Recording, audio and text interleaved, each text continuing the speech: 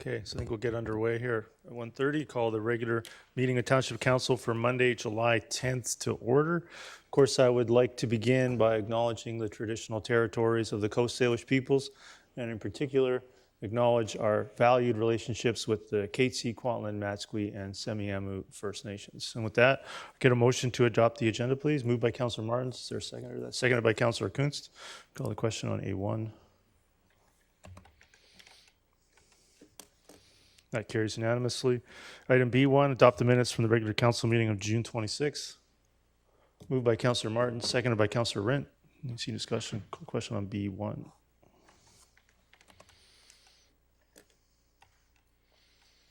That carries unanimously. Ms. Bauer, could you mark Councillor Richter as absent, please? So get a motion for B2, public hearing meeting minutes from June 26th. Moved by Councillor Martins, seconded by Councillor Bailey. Any discussion? Call the question on B2. That carries unanimously. Delegations C1. I don't want to pronounce that incorrectly. So Mr. Usman? Mr. Usman here. Okay, so move on to delegation C2 from Allison Hewitt. Please come forward. And do you want to delegate together? Is that what you'd like to do? If you'd like to delegate at the same time, please come forward and do that.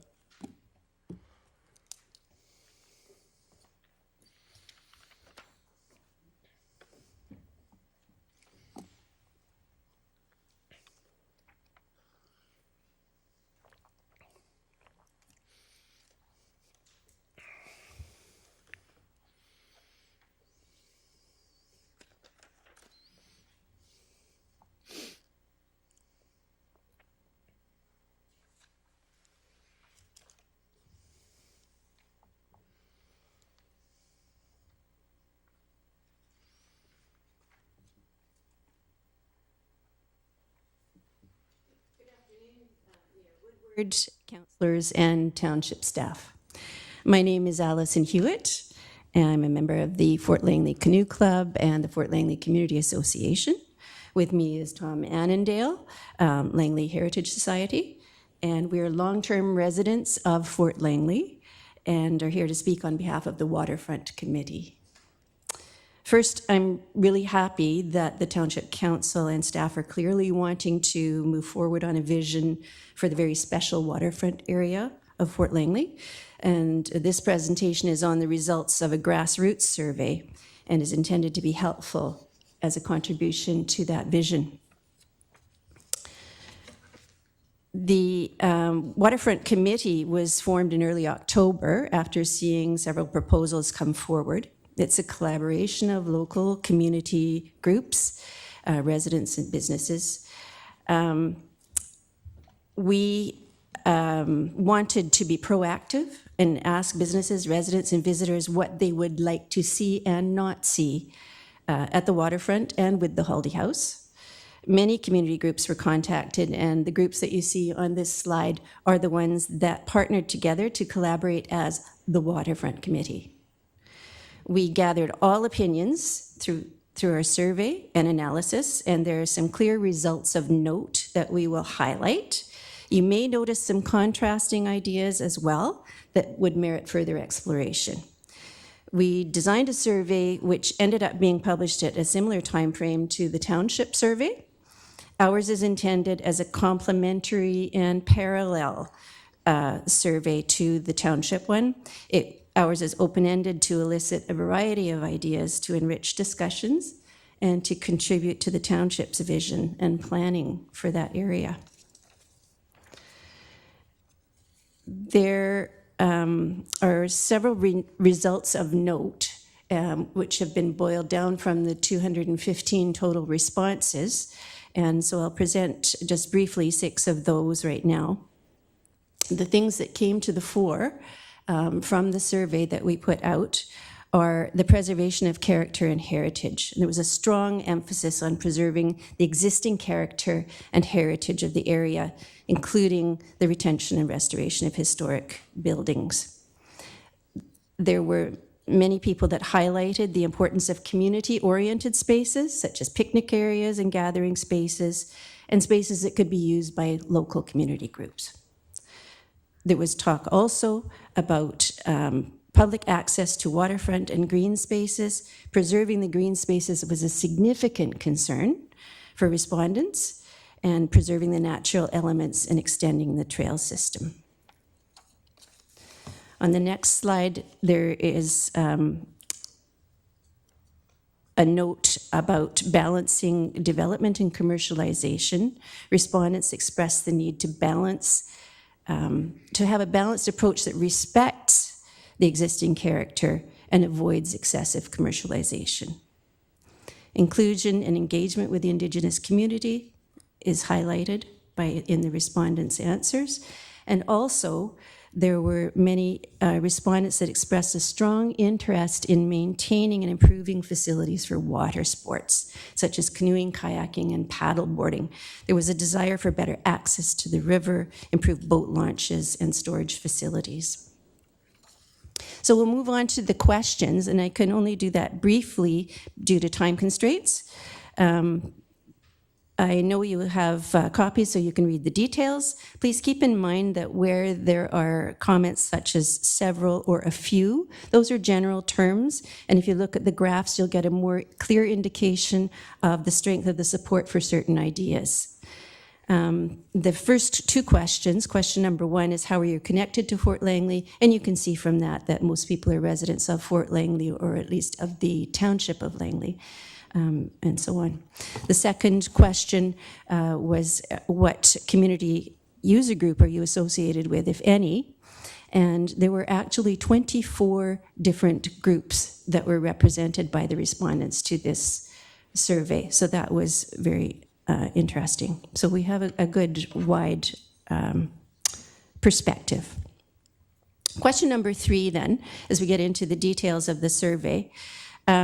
This first one is, what do you consider important for the future of the Fort Langley Marina Park and the Heritage Haldy House properties? To the top of that are the community use and amenities. Respondents highlight the need for community-oriented spaces that the community has access to as a whole.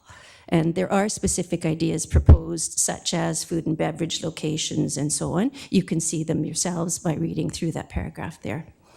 There is the importance of acknowledging and involving the Kwantlen Nation, and in cultural considerations is important. Also, the maintenance of the natural habitat and conserving green spaces came to the fore. Parking and infrastructure was another concern that was raised by respondents. Anybody that's been there during paddling hours noticed that is a heavily used area for the canoers and kayakers. Public access and preservation, like retaining the current infrastructure and accommodating visitors and water sports activities was also important. Moving on to question number 4. It was, please share your visions or ideas for the future of the Heritage Haldy House. And there was a lot of talk of preservation and protection, restoration of the Haldy House. Several people mentioned that community spaces are needed and suggested uses such as a neighborhood house, a resource center, and so on. You can read the rest of the suggestions that are there.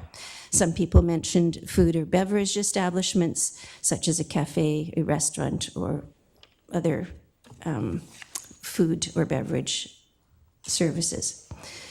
Moving on to the rest of question 4, a location. Some people suggested it would be a good idea to move, to relocate the Haldy House, and suggested a couple of places that could be appropriate.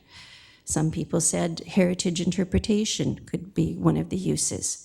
And we even got to the point where people were saying it could be used for accommodation, such as B&B, to welcome visitors to the area. Moving on to question 5.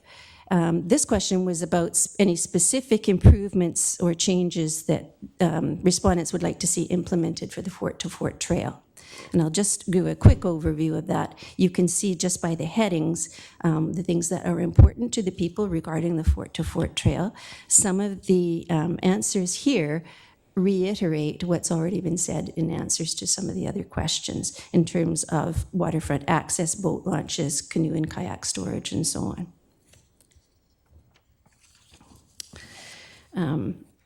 There was mention of connectivity and possible overpass. Some respondents suggested connecting the trail to other locations, such as the National Historic Site, and the idea of an overpass over the railway track was mentioned.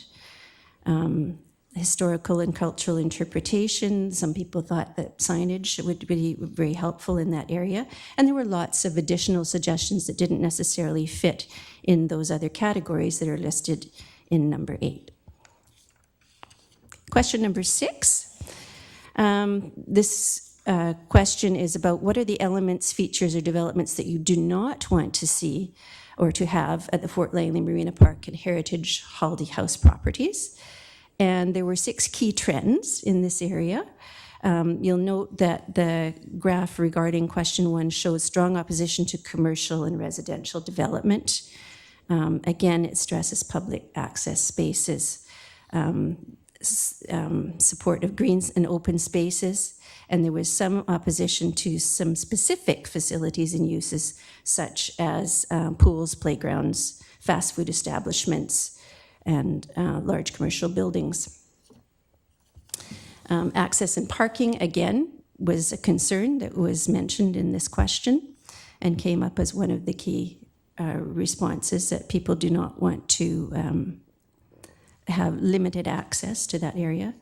The location of the Haldy House, this is interesting in that several respondents brought up this question, opposition to the relocation of the Haldy House. And if you look at the graphs and compare it to the previous mention of the location of the Haldy House, you'll notice that there's quite a bit more opposition to the relocation than there was to relocation. Character and heritage. There were concerns about whether or not any new buildings that went in there may change the character of the area, and there was an interest in maintaining the current conservation guidelines. Again, this information from our survey is meant to be complementary to that you have gathered through your township survey.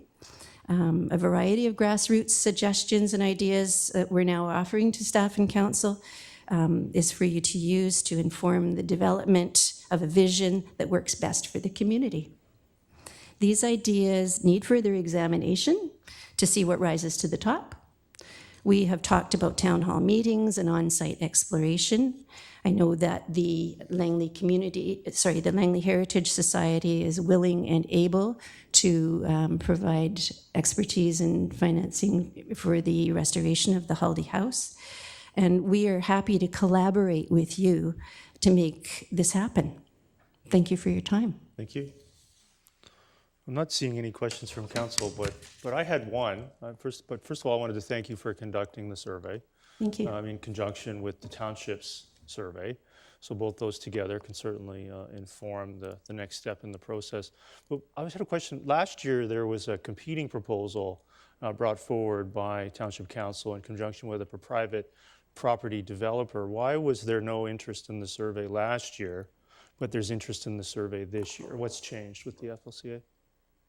We started talking about this in June last year, and I'm a very recent member on the Fort Langley Community Association, and this is just the timing that it took for the collaboration to come together. So I can't really answer your question because my personal experience doesn't go that far back. Right. Okay. Well, I think the question kind of speaks for itself. Councilor Van Popta, go ahead.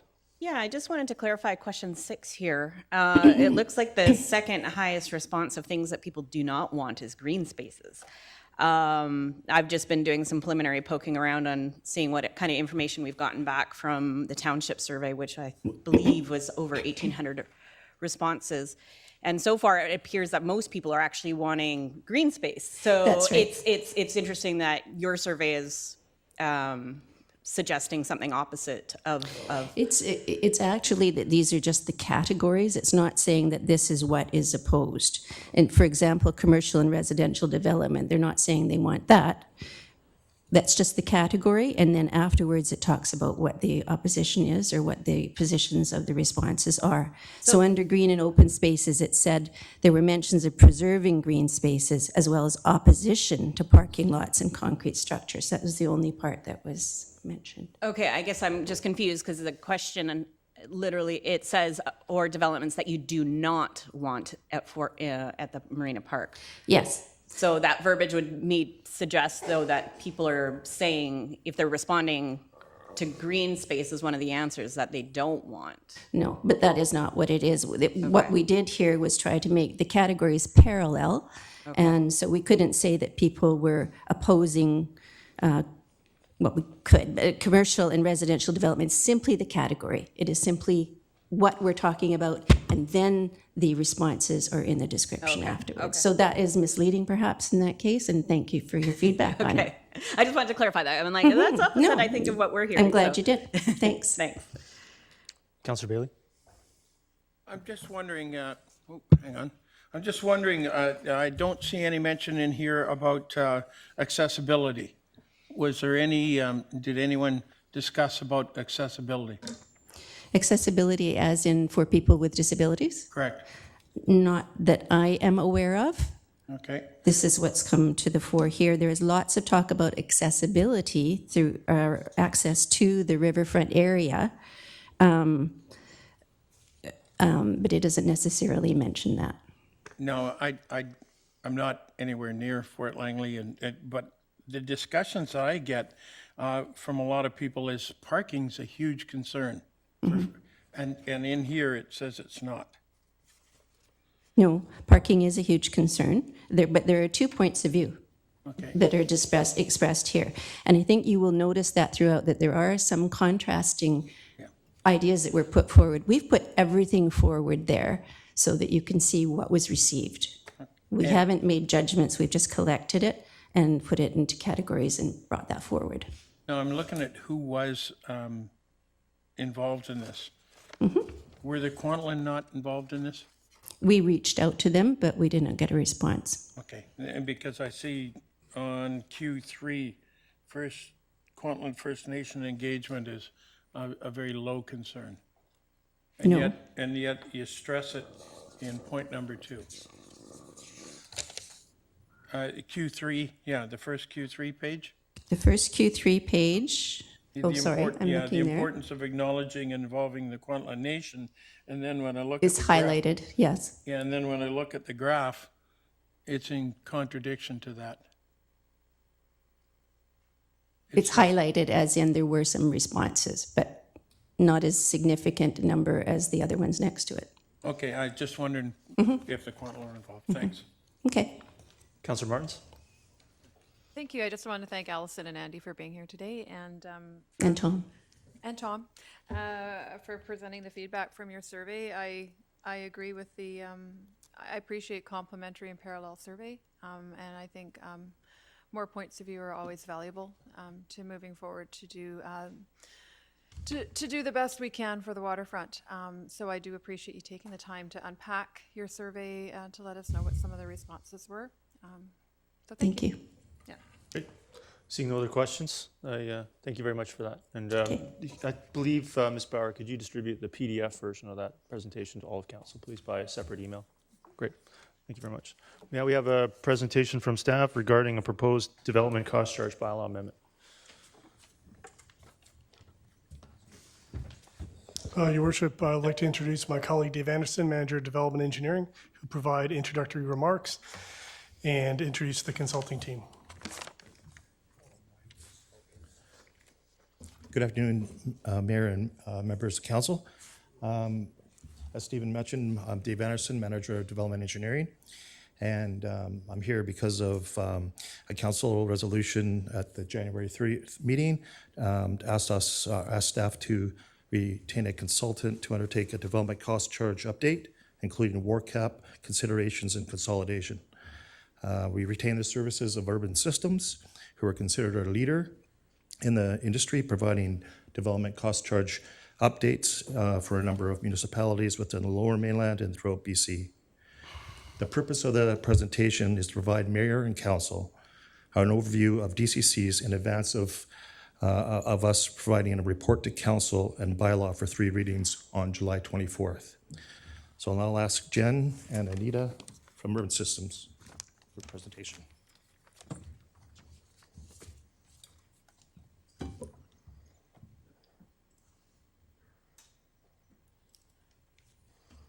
Thank you, Dave, for that introduction. My name is Jen Waite. I am a consultant from Urban Systems, and my colleague Anita is in attendance as well. We are here to provide council with a brief overview of the DCC update that we have been assisting staff with. The township is one of a group of municipalities in the Lower Mainland undertaking an update to their DCCs after COVID and incorporating the resulting cost changes that we are seeing. So on the agenda today, we'll provide a succinct summary of what DCCs are. We will highlight the current rates and compare to the proposed DCC rates. We will discuss the key changes that have contributed to the increased rates. Finally, we will outline the next steps in the process of the DCC update.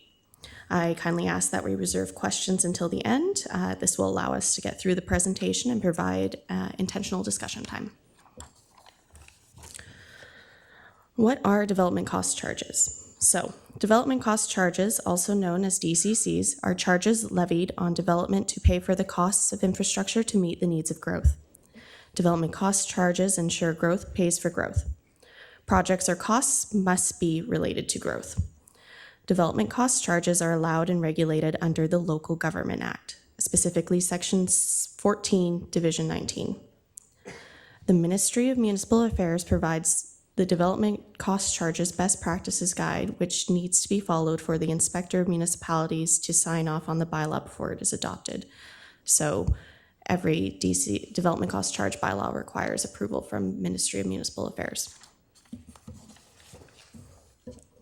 Local Government Act key considerations. These are the questions that the Local Government Act requires municipalities to consider when they introduce new development cost charges. Communities typically judge this by considering comparisons with other municipalities. The most widely held conclusion about development cost charges is that they affect the price of raw land. They do not affect the price of the home itself. Home prices are determined by the market. Hey, I know you said no questions, but can you say that again, please? Emphasis. We're constantly fighting that UDI narrative, so please say that again. We're on the same page. So, most widely held conclusion about development cost charges is that they affect the price of raw land.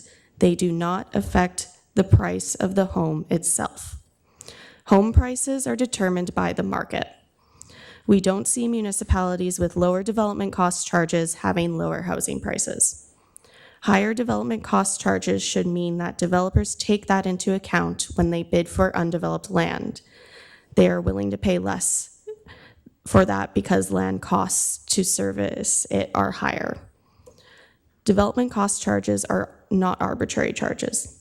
They relate to actual infrastructure, parks, and needs. Developers rely upon the services that the township provides to be able to flush toilets and to turn the tap.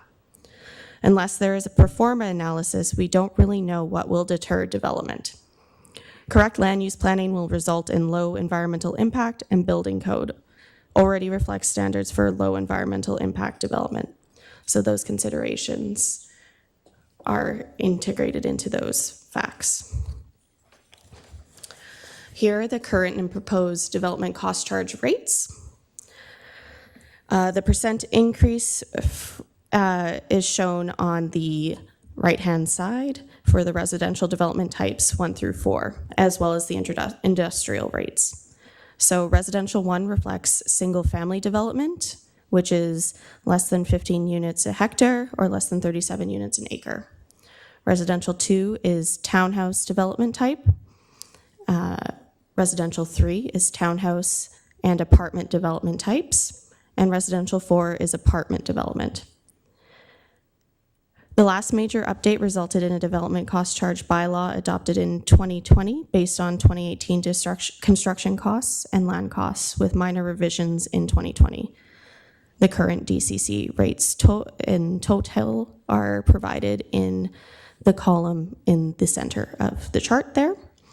The greatest increase being observed is the residential 1 or single-family development type. The percent changes vary across land use categories due to adjustments made in this update to better reflect land use impact on infrastructure. And before we move on, I know you said no questions, but can I clarify if it's a mistake there on the units per acre and units per hectare, and that it's reversed? No. So townhouse development would not be 100 units per acre, that would be 100 units per hectare. Residential 2, I just want to clarify for council that you don't define townhouse development as 100 units per acre, presumably. No. So in the township zoning bylaw, you have the units are defined by hectare. Okay. So Maybe apologies. just looking at the numbers, it's residential 2 is not up to 100 units per acre and still labeled townhouse development, right? Yes, that is. Correct to me, but we can clarify Okay, this later. well- We'll clarify it later, but just for council's information, that may not look right, unless you can confirm that now. I don't have the zoning bylaw on hand, but. Good. You can carry on. Okay, Maybe thank you. Mr. Richardson can clarify these labels of 2, 3, and 4 and how they're labeled here as a townhouse development up to 100 units per acre. Doesn't sound accurate. Your worship, it appears there's maybe a transcription error there. We can clarify that. So I think that's reversed between HA and AC, but please continue just for Okay. council's information. I don't think that's 100% correct. Go ahead. Thank you.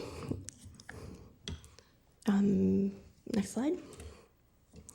Okay, and these are the current and proposed development cost charges for commercial and institutional.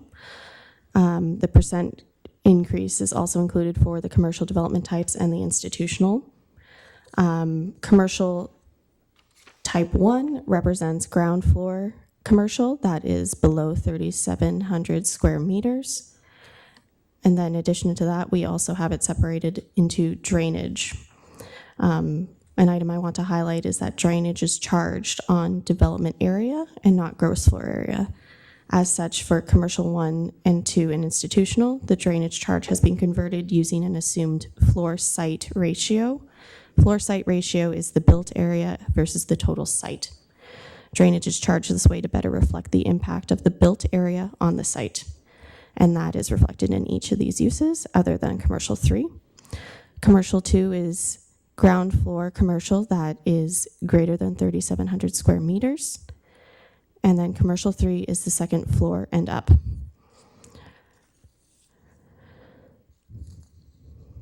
As we can see, the greatest increase in percentage is among the drainage cost charge there at 56%. Here are some of the key reasons rates are increasing. Willoughby Arterial Road Completion Amenity Program projects, or WARCAP projects, have been added to the DCC program to promote ease of administration. Following approval and adoption of the updated DCC bylaw, the WARCAP policy will be rescinded. Construction costs have increased approximately 35% or more. Where information was available, the engineering costs were informed through recent tenders. This increase is fairly standard from what we're seeing across other municipalities updating their DCC bylaws as well.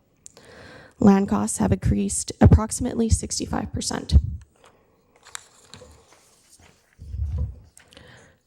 The next couple slides will provide a comparison of the proposed DCC rates to the rates in other municipalities. When looking at the comparison, it is important to note that it is not an apples to apples or an exact comparison. Each community charges different rates differently, and each community has varying infrastructure needs. For the purposes of this presentation, the Parks DCC has been broken down to show the amount of DCCs attributable to park acquisition, which is the dark green, which for single family is 31,000. The park development light green, which for single family is 8,720. This means the total DCC rate for parks is 40,700. This update proposes that the parks DCC's categories be combined for administrative ease. So this is just a visualization of what components make up that whole Parks DCC. It is important to note that Surrey does not include Parks development costs as part of their DCC program. Rather, they obtain those through a CAC program.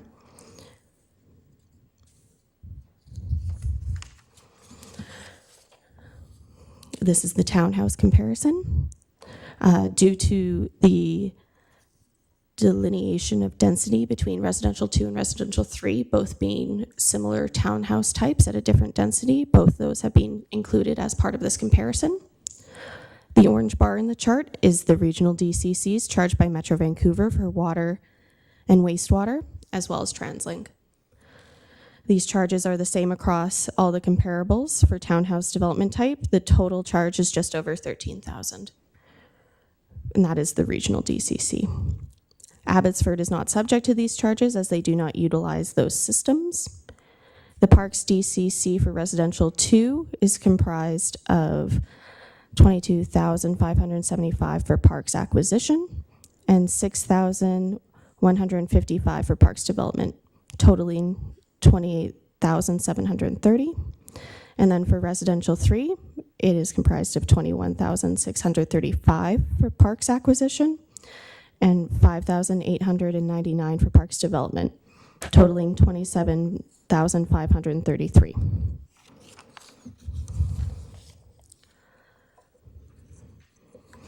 This is the apartment comparison. This is where the proposed DCC rate for residential 4 or apartment development type falls within the comparisons. I do want to highlight that Maple Ridge is currently undertaking a DCC update. They're currently third from the bottom there. Their most current bylaw is at 2017. We understand that their DCC update is at the ministry currently. We only include adopted and enforced rates in these comparisons for accuracy, but it is important to note that that is upcoming. And then for the apartment comparison, the Parks DCC for residential 4 is comprised of $14,109 for Parks acquisition and $3,847 for Parks development, totaling $17,956. So these are the next steps following this presentation. The next, we will inform stakeholders, Urban Development Institute and Home Builders Association Vancouver, Haven, with opportunity for comments. We will present the DCC bylaw to council for 3 readings unless otherwise directed by council. The anticipated date is July 24th. The proposed bylaw and the program will be sent to the Inspector of Municipalities for approval. And we've been observing that this process will take about 3 to 4 months. The approved DCC update bylaw will then be sent back by the ministry, and then it will be adopted by council. And we're anticipating that occurring either November or December. So thank you very much for your time, and please feel free to ask any questions. Yeah, I'll have one. If it were to be adopted by council by the end of the year, what is the, just again for information for council, what is the grace period for it to be adopted and payable by the industry? So the Local Government Act has in-stream protection, and that in-stream protection is for 1 year, as long as the application is submitted and complete to the township before the adoption date. So that would mean that any applications made before December or November, depending on when the bylaw gets fully adopted, as approved by the ministry, would be paying the current DCC charges under that in-stream protection. Great, thank you. Councilor Richter. Yes, thank you very much. I have 2 questions. My first question is in those charts where you did the how did you choose the comparators?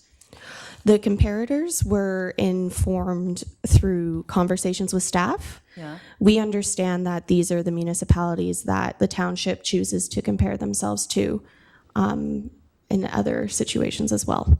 Okay, because in the past, Langley Township has been,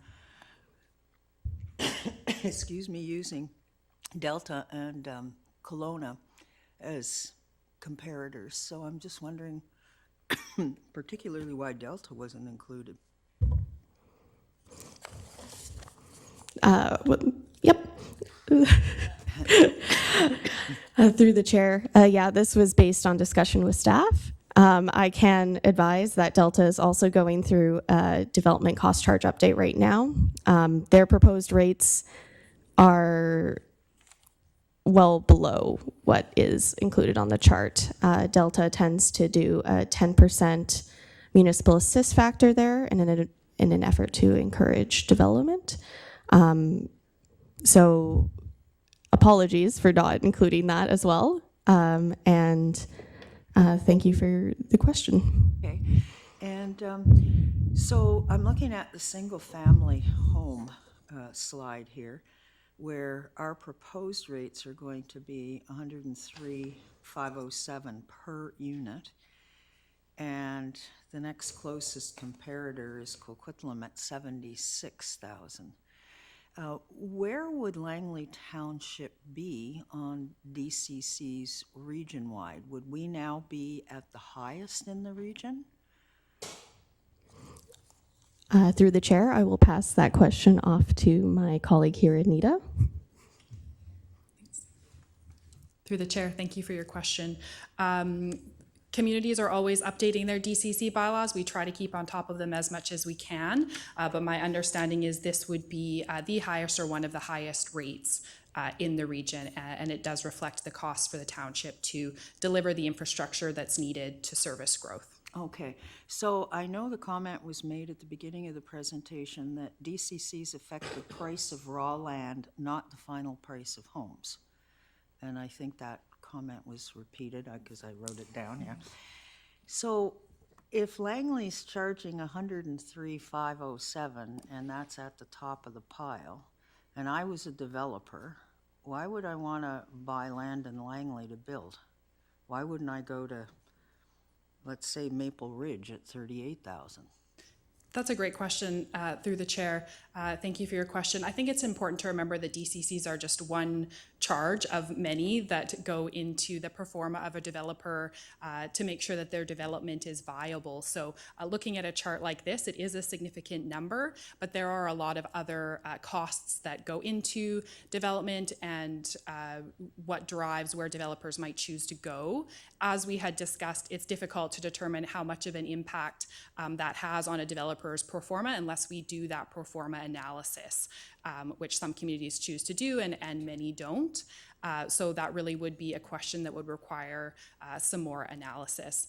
And as we had mentioned, although it's not perfect, the cost to develop land do get factored into that initial purchase of land by the developer. And we know that land prices have increased dramatically. That also means that developers holding that land, the price that they can sell what they build has increased as well, as we can see through the housing market. I'm just looking at downstream impacts here. Is it possible that having rates that are the highest in the region has the potential to slow development down in the township? Thank you for your question. I think that we would need to do the pro forma analysis to determine if that is a possibility, since we simply don't know how much room there is in that portfolio for developers to adjust to costs, perhaps after they've already purchased land. Okay, so before you bring the bylaw to us, will you provide us that analysis? We have not been directed to do so at this point. That analysis is something that would take some time to prepare. Okay, thank you. Councillor Kunst? Yeah, thank you. My question is actually about the inclusion of the war cap, the cost charges. So does that, you're rescinding war cap, and will developers still have to pay that road DC, an extra road DCC for the Willoughby area, or is it now sort of not? But I just am a little confused about that little piece of it. Through the chair, thank you for your question. Yes, so the war cap policy would be rescinded. The inclusion of the war cap essentially took the land that was going to be obtained through that policy and put those costs into the DCC program itself. So those costs are incorporated into that DCC road rate, along with the projects for WARCAP that are related to the roads as well. So that is split among the DCC costs itself rather than the area-specific WARCAP policy that is currently there. So it's another way of obtaining those fees and charges in the effort to purchase those lands for the projects. Okay, so I think there was another area in the township currently looking at a type of WARCAP. I guess that won't be happening then either. I can answer that. So there's the WARCAP policy consolidation into the DCC update was a council direction from last November, Right. based upon the fact, I think the rationale being that WARCAP is a smaller number, a subset of projects.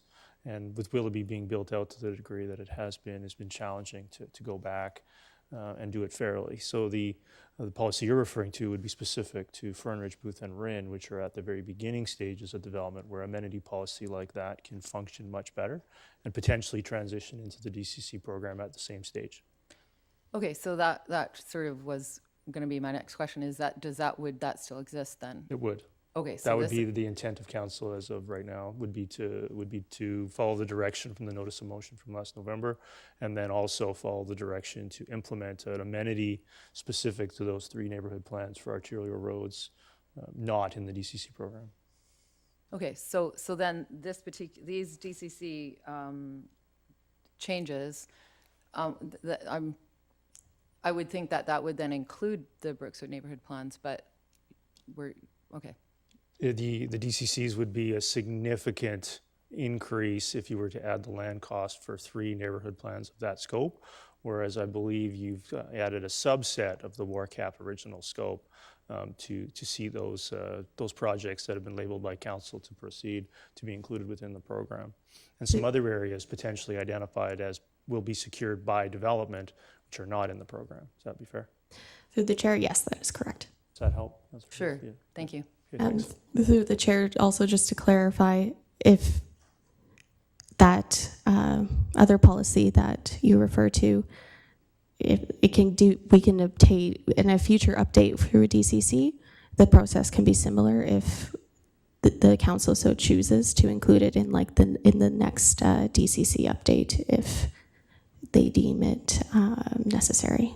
So if this is township wide, there would be an added DCC, like a WARCAP or whatever you want, to the Brookswood neighborhood plans. Yes, that's correct. That is one of the downsides I think you'd identify with this. So if a subset of WARCAP is added to the DCC-wide, we currently have a township-wide DCC program, so all development throughout the township would be contributing to those projects. All right, thank you. Yeah, and the difference being, I think, in Brookswood Fernridge, being started at the beginning, amenity programs can be localized to specific areas where that's very challenging for a DCC bylaw process. Would that be correct?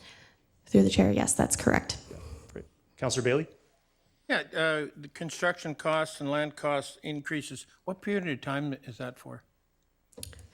So that, through the chair, that would be the costs from the 2018 DCC update. So we're looking at a few years of increase in costs. And would you give me what's the synopsis of other municipalities and maybe the number and how it works for those that have an automatic inflationary increase that does not have to be approved by the province? Through the chair, yes, there is an option for municipalities to update their DCC bylaw once or a period of 5 years, for 4 times in a period of 5 years. Apologies. This update does not have to be submitted through the ministry, and that is because it is a CPI inflationary increase. So you use the Canadian price index to inflate just the rates themselves, rather than going into the program and updating the actual project costs. This is a best practice that a lot of other municipalities are starting to undertake or have already undertaken in an effort to stay on top of the increases in construction and land prices. And that's something the township could consider from here on. Through the chair, yes. Yeah. Councilor Van Popta? Yeah, just just trying to simplistically understand, you know, the percentages of increase here. Is it kind of fair in a simple way of saying it that if land costs have increased by 65%, then an 83% increase in DCCs is actually only netting about 20%? Like it should be like it, you know, as the cost of everything goes up, so should our DCCs. Like it's a fair comparison that as, you know, that the margins keep going up together instead of separating. Through the chair, yes. So the way the DCC program is made up, it is reflected of current costs as of 2023. These current costs are all combined, and that includes the cost of land and the cost of construction. The different programs will have, so in this situation, in the township situation, the roads program has land costs as well as the parks program. So that's where we're seeing the biggest costs and increases there. And that could be that is likely contributed to the cost of land and the rising costs. So it is a tight association there. So you mentioned Delta is going through a review. Sorry, what other municipalities are going through a review right now? Through the chair, Maple Ridge, we understand, is also going through a review.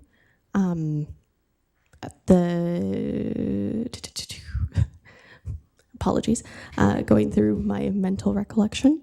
The city of Port Coquitlam. I guess what I'm trying to get at is even though we might temporarily be closer to the top of the pile, once everybody else does their reviews, it might all kind of catch up, and that we're all fairly similar. Exactly. Okay. Yes. Through the chair, there's also been a multitude of RFPs from various municipalities in the Lower Mainland that have been submitted in the intent of updating the development cost charges in that community. Perfect. Thank you. Great. So thank you for that. I really appreciate it. And helpful information. And I think it's great for council to know, get in advance that it's coming on the 24th, unless directed otherwise. And I'll look forward to that email or a letter from UDI, which I'm sure we'll all have by about this time tomorrow. Great. Okay. Thank you for your time. Thank you. Item E1, capital request, construction monitoring and maintenance of Fraser Highway Creek. Get a motion, please. I'll move it. Seconded by Councillor Rent. Councillor Pratt, go ahead. Thank you, Your Worship, and through yourself to staff. I was just curious reading the report to council. I understand why obviously the works along the Willowbrook connector between 64th and 68th are happening, but I was wondering if we could just get an explanation as to why the offsetting pool is being built in Murrayville on the 2100 block of Old Yale, and just as to what the hydrological explanation for that is. Thank you, through your worship. I guess ideally, when a project requires environmental compensation, you like to do it at the site. At this location, there's actually no opportunity to do it in the actual project location. So in coordination with our regulatory approvals, we found an alternate site using our QEP, and that was accepted by the province as an offsetting measure. So that's the reason why it came to be in Murrayville. Okay, thank you. Thank you. Councillor Richter? Yeah, I'm just wondering, the wording on this motion should really say approve an additional $245,000, because we've already approved quite a bit of money for this project. We're just being asked to approve more. The second question that I had, or that was a comment, the question that I have is the general capital reserves, which is where this money is going to be coming from. What is the balance in that reserve? The current balance is about 4.4 million. Okay, thank you. Thank you. Councillor Van Popta? Yeah, just having gone through this presentation on DCCs. So the 245 is not coming out of DCCs, and I'm assuming because the pool is kind of dwindled for this kind of project. I'm just wondering if we pay this back from DCCs out of the general reserves? Mr. Zweig can address that, but that would have meant that the scope of this project, the Willowbrook connector scope of this project, was not in the DCC program as of 2018. Mr. Zweig? Thank you, through your worship. I'm just going through my mental memory here. Most parts of the project was in the DCC, but not all, from my recollection. Like some of the land components were not. Okay, all right. Seeing no other speakers, I'll call the question on E1.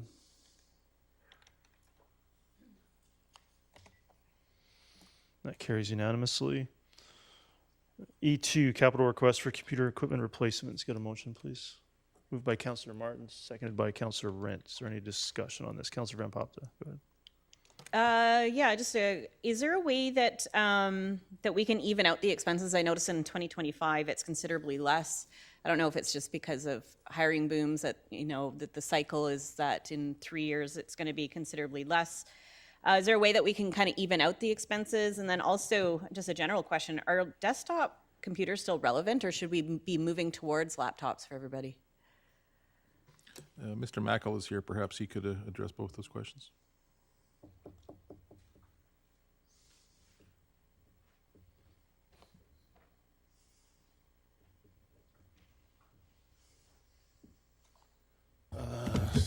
Through the chair, I think it was two questions there about evening it out, and you're correct. There is a boom and a lull from time to time. A lot of it's got to do with the launching of new rec centers with an increase of staff to support those.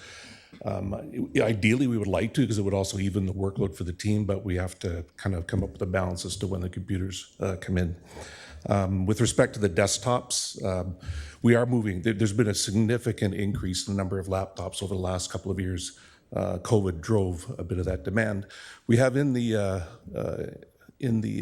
report to council funding to move some desktops to laptops, but there's still customer service counters, for example, don't warrant the added cost of a laptop. Councillor Richter? Yeah, I had a question about the capital project reserve. And I note that reports 2 and 3 are pulling money out of this capital projects reserve. So what is the balance in the reserve? You just asked that on the last item. No, the last item was the general capital reserves. This is the capital project reserve. I actually don't know if there is a general capital reserves. Ms. Ruff, can you clarify, please? There's no such thing as a general capital reserves? Correct. Those were meant to be the same capital reserve. So after this request, we would be at just under 3.8 million. Okay, so just to clarify then, items 1, 2, and 3 are all coming out of the same reserve. Is that correct? That is correct. Okay, and when all these are pulled out of that reserve, what is the balance in the reserve? It would be just under 2.4 million. 2.4 million. Okay, thank you. Yeah, and then, speaking to that, I actually do have an amendment. I'd like to amend the motion to replace capital project reserve with 2023 operating surplus. Can I get a seconder to that? Seconded by Councillor Rent. Is there any discussion on changing that to operating surplus? Councillor Richter, go ahead. Go ahead, Councillor Richter. Yeah, why? Why are we changing it? Ms. Ruff, would you want to give some insight potentially?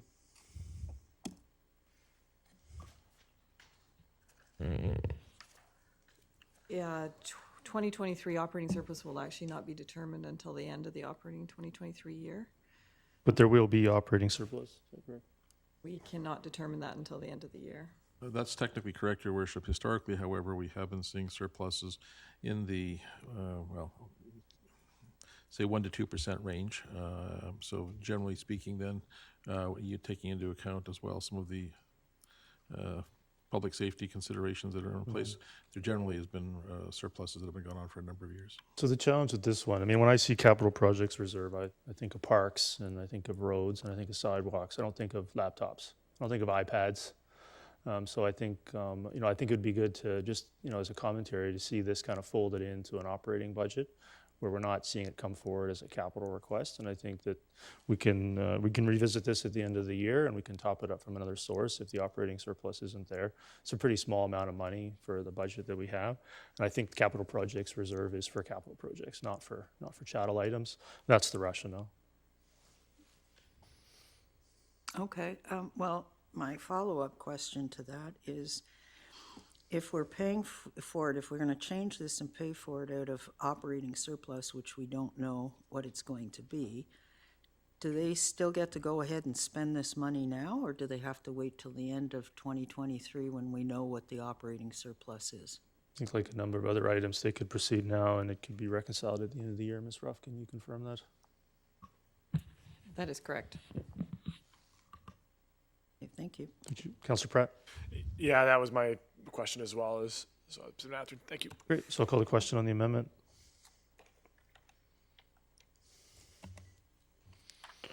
That carries unanimously. So back to the main motion as amended. Seeing no other speakers, call the question on E2 as amended. And that also carries unanimously. E3, thank you very much for that. Thank you. E3, 207 8th Street Public Road Improvements. Going to get a motion, please. Moved by Councillor Martin, seconded by Councillor Rintz. Councillor Pratt, go ahead. Thank you, Your Worship. And I through yourself to staff had a few questions in regards to the actual design that are on page 4 to about 7. I understand the intersections that are currently there, they're already raised. With the new pedestrian crosswalks that are going to be put in, are those also going to be raised to try and mitigate speed, or are we going to be kind of building those in a more traditional sense? Mr. Zweig? Could the council perhaps repeat the question? Is it the current raised sidewalk crossings So throughout the the, block? the new pedestrian crosswalks that are going in, the 3 of them, as I understand them here, are they going to be raised crosswalks similar to what we have, say, on the street that I think that's 86th, that would be in front of Lynn Phipps Elementary, where they have a crosswalk across the street. It's raised, it has the zebra paint on it to make sure that people are able to actually see the crosswalk coming and actually slow down for it. Yeah, thank you. That detail is not shown on the concept plan, but certainly can be installed with raised crosswalks because it's a 30-kilometer-per-hour road. Is that something that requires council outright direction, or is that if it was the will of council, or is that something that could be? Clarity would be beneficial, but we can also just take I'll direction. come back to you for an amendment. Just make it clear. And if Yeah, that's what I you're would looking for, prefer yeah. to have that in there.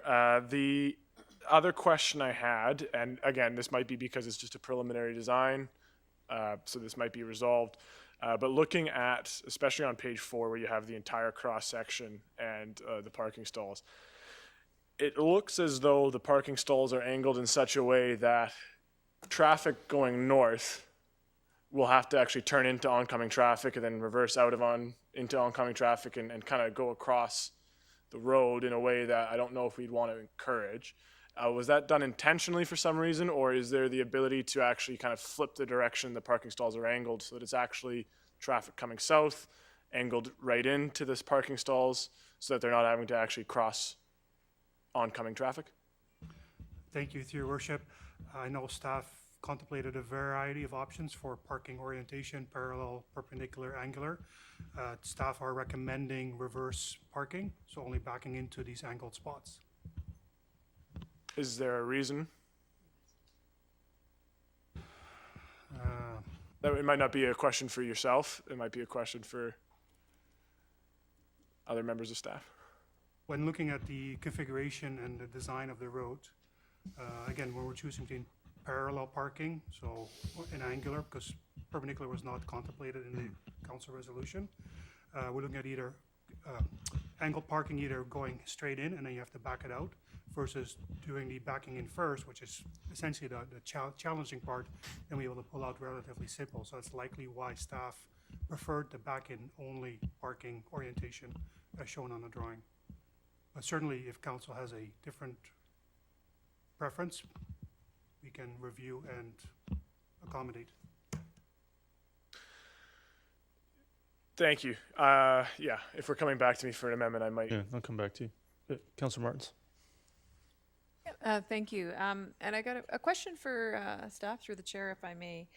When I'm looking at these renderings, what I'm noticing on page 4, at the top and at the bottom, that the playground area sign is being replaced with a 30-kilometer per hour sign. I would just like some more information on the logic for that. Just being mindful of traffic safety and hoping for the best safety for the people, because this looks like a very busy area of traffic, so, or busy road. So Yeah, thank you, to Your Worship. Again, almost adding on to what I previously said, with the proposed angular parking, the currently proposed back-in only, given the sight lines and the maneuvering space it requires for people to back in, staff are proposing to do a permanent 30-kilometer-per-hour section of the road rather than just the playground sign. It is somewhat common practice to do this when a residential street is facing parks and schools. So I think from a staff perspective, it makes sense to sign the 30-kilometer-hours permanently, 24/7, all year round. Thank you, and thank you for highlighting the difference, because if it had stayed as the original signage, that would only be dawn to dusk. So this now covers it off 24 hours a day, and I agree. I think that's the right move. So thank you for that clarification. Councillor Van Popte? Yeah, just looking at the estimated costs, I'm actually, in my understanding of pricing and stuff like that, it actually looks really good. The only thing that kind of caught me off guard was the signal street light costs. Can you tell me, just for my own learning purposes, are those hard, like the hard material costs that the reason why it's so high, or is that for the ducting? But I would assume that would be under the earthworks section. Yeah, typically the streetlight design construction includes the pedestal, the ducting, the wires, the lights, everything required. So I'm going to assume at this point this includes the ducting, so that's why it's a relatively high price. Okay, and that the civil works is relatively low. That makes sense then. Okay, thank you.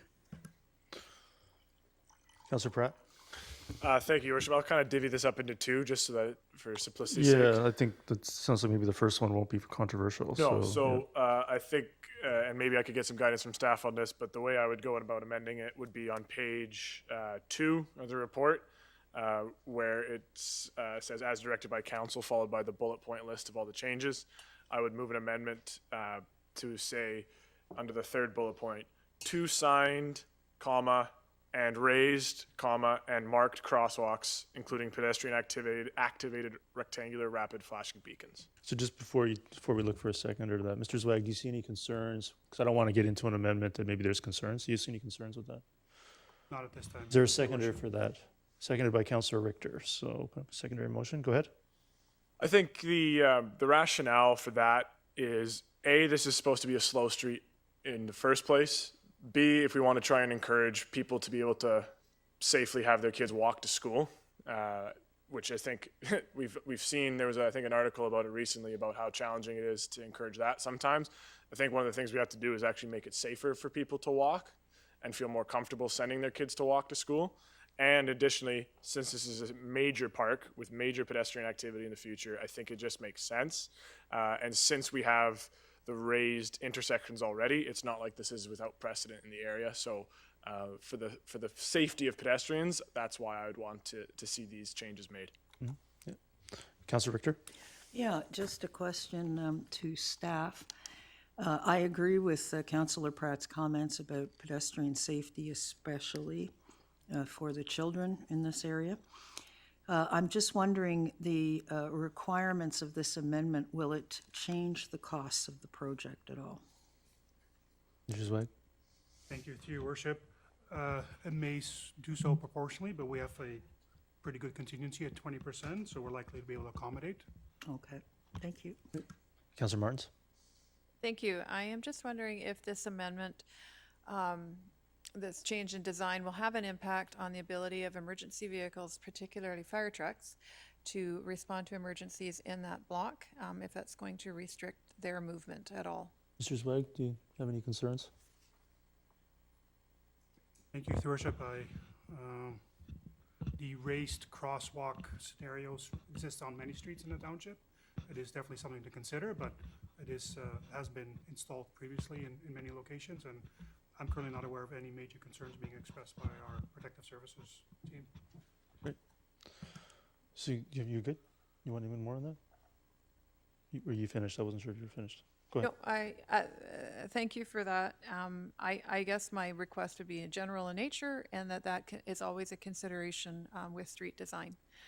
That we are mindful of, while we're trying to slow down traffic and we want to make things pedestrian friendly, and I agree with all of the above, we also have to manage that with the ability of first responders to get to calls in that block, which could have a very profound negative impact if they can't. So I just want to raise the awareness and would appreciate that being taken in consideration with these plans.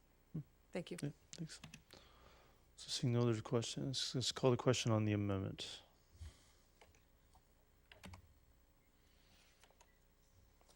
That carries unanimously. Councillor Pratt, go ahead.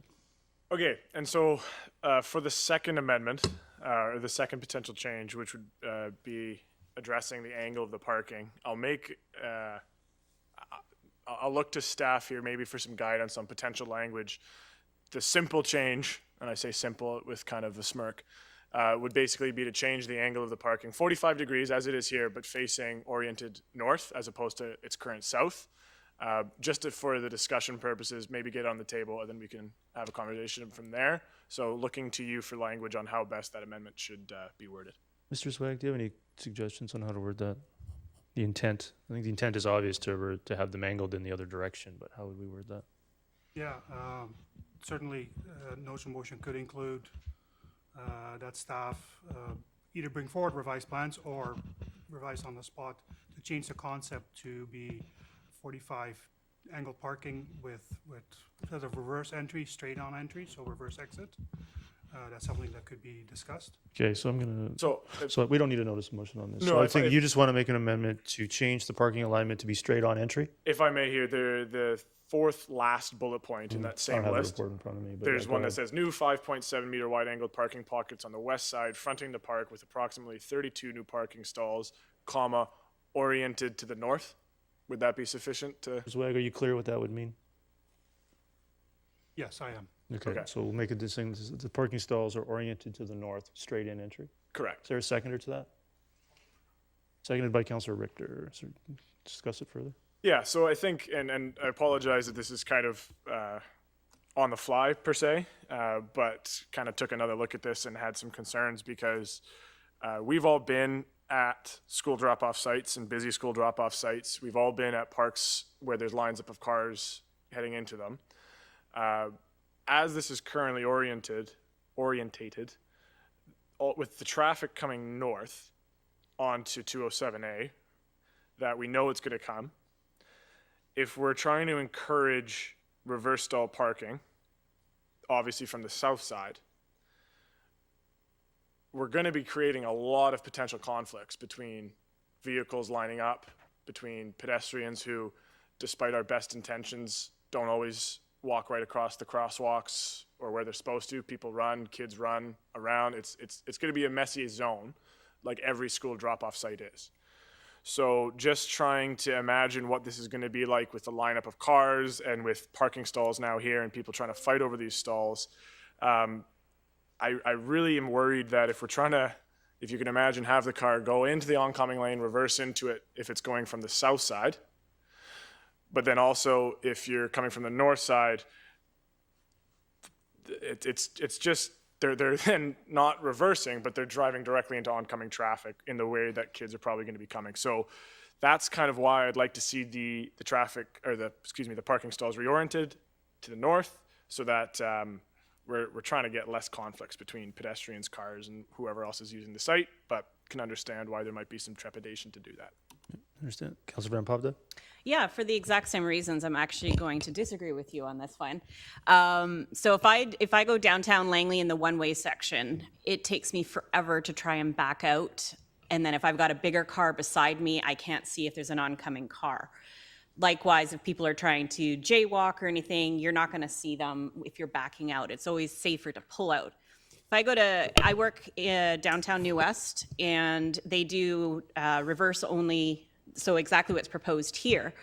And Columbia Street is a major road in New Westminster, and there's never any issues with people trying to pull out. When they back in, it's a 10-second stop for them to stop and then reverse in, and I actually think it's safer, and I would probably refer to staff more on this one for what is safer in this kind of environment. Okay, great. Thanks. Seeing no other speakers, I'll call the question on the Second Amendment.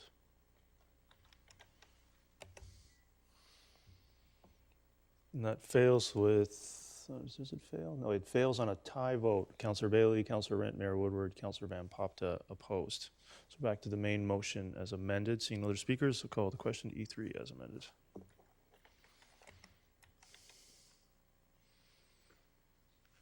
Councillor Pratt? It carries unanimously. E4, Heritage Alteration Permit, application number 101385. Get a motion, please. Moved by Councillor Rent, seconded by Councillor Pratt. Councillor Richter, go ahead. Yeah, I'm just wondering if there's a need to provide some public input opportunity on this one. Perhaps Mr. Backen can address that.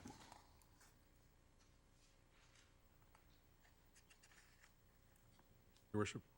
Go ahead, yeah. When have I ever refused Mr. Backen answering a great question? Go ahead, Mr. Backen. Your worship, this is one of those anomalies where in the past, before, I guess, COVID, there was some provisions for public input.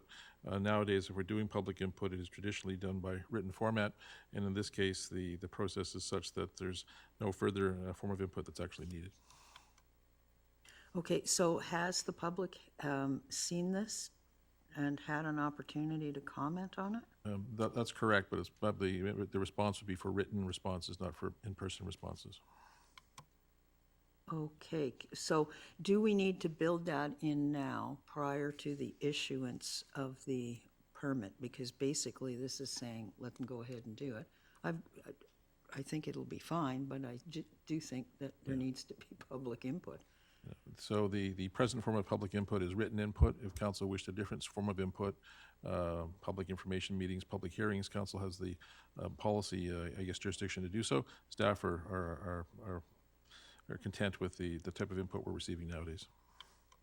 Okay, so I just want to make sure that if we pass this today, the public can still write in if they have concerns about it. They can. Their invitation, though, was actually to write in previously. That was my point, that they've had the ability to actually communicate prior to it, but they certainly can provide their opinions going forward. Okay, thank you. Thank you. Seeing no other discussion, call the question on E4.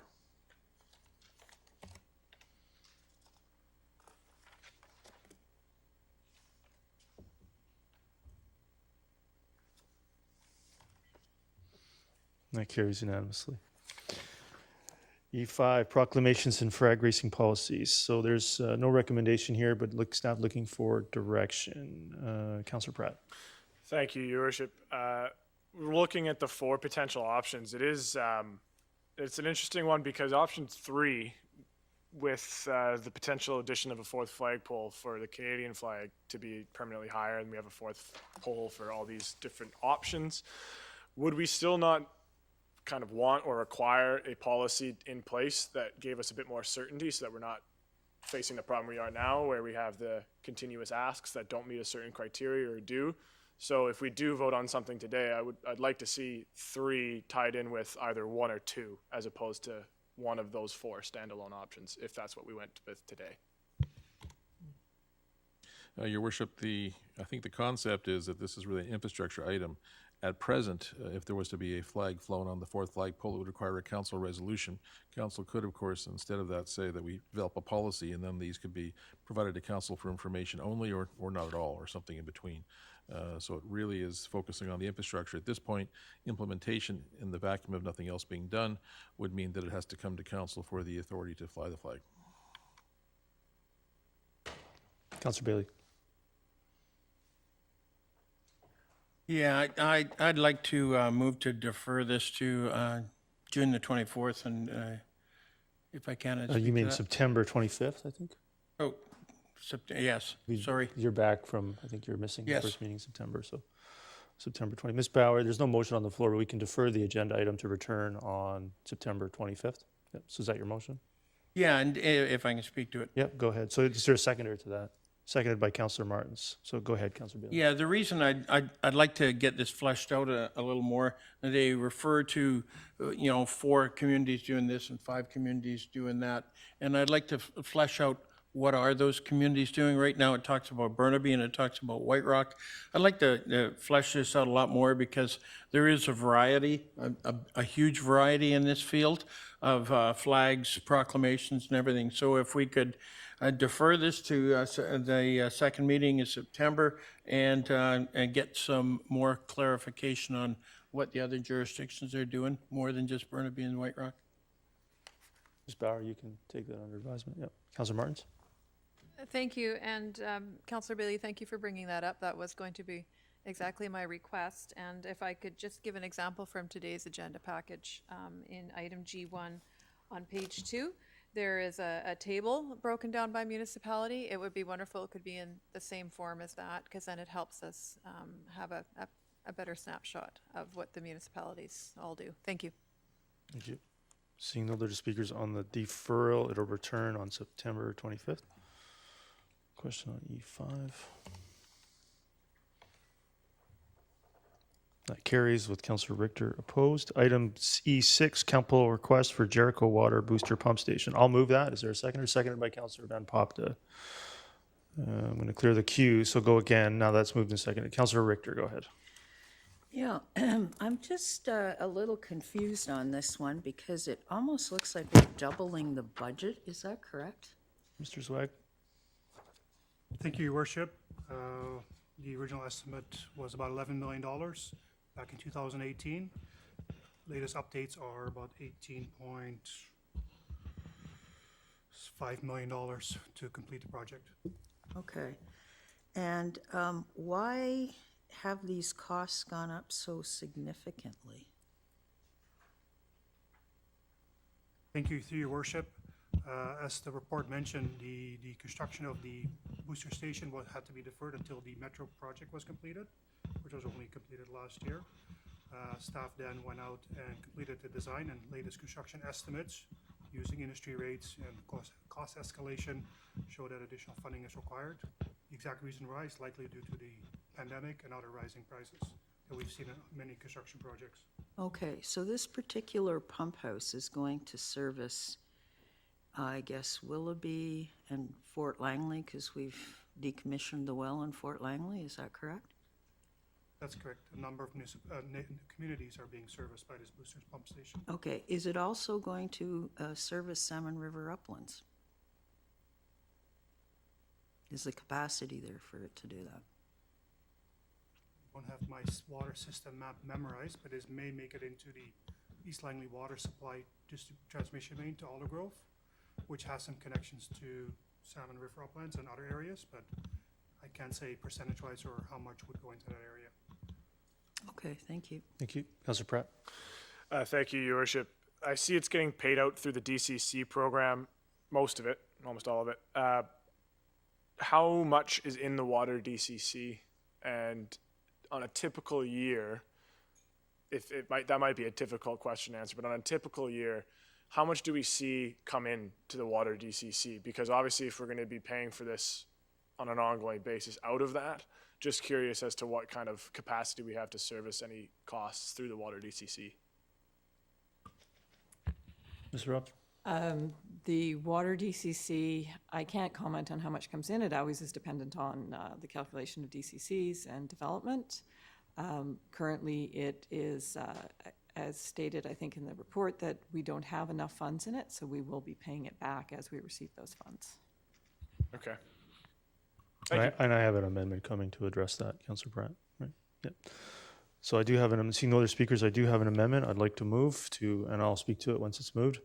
The amendment so read that council authorize the total funding envelope of $18.537 million to be funded by external borrowing with an external debt serviced by water DCC, and that staff be directed to bring forward the applicable external borrowing bylaw for council's consideration as soon as practical. I'll move that. Is there a second? Or seconded by Councillor Rint? Is there any discussion?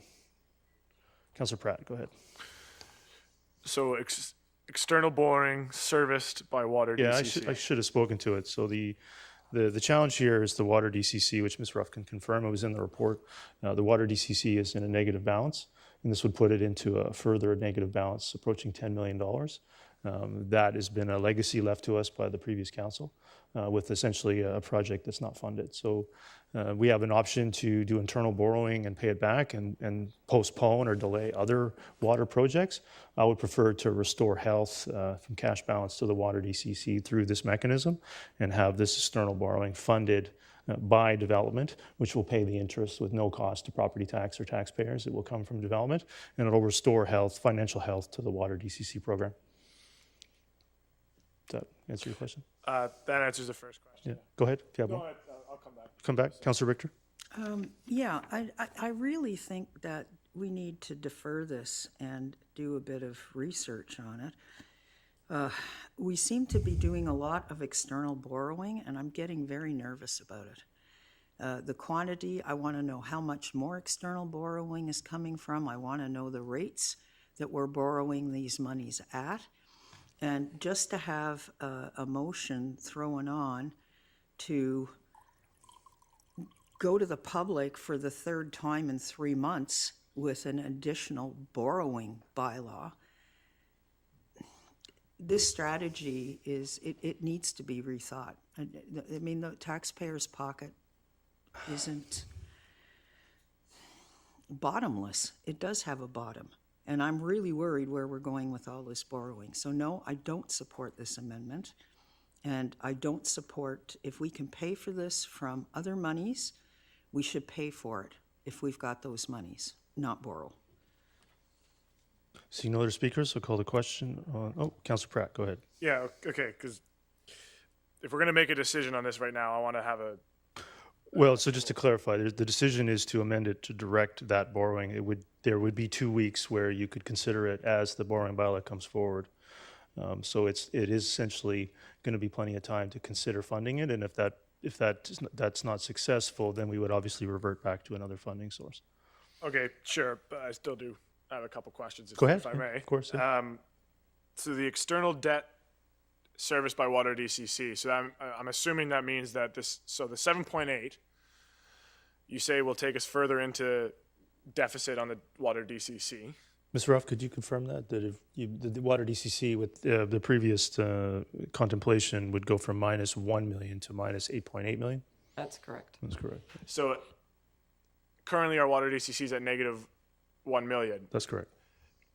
I'm struggling to reconcile how further going into or using the further Water DCCs that we're not using to pay this outright, but to service external debt, how that doesn't put us further into deficit on a Water DCC. Yeah, so Ms. Ruff, could you clarify? So what would happen is if this external borrowing bylaw was successful, adopted by council and through the provincial process, were to be used next year, it would infuse this amount of money into the Water DCC program.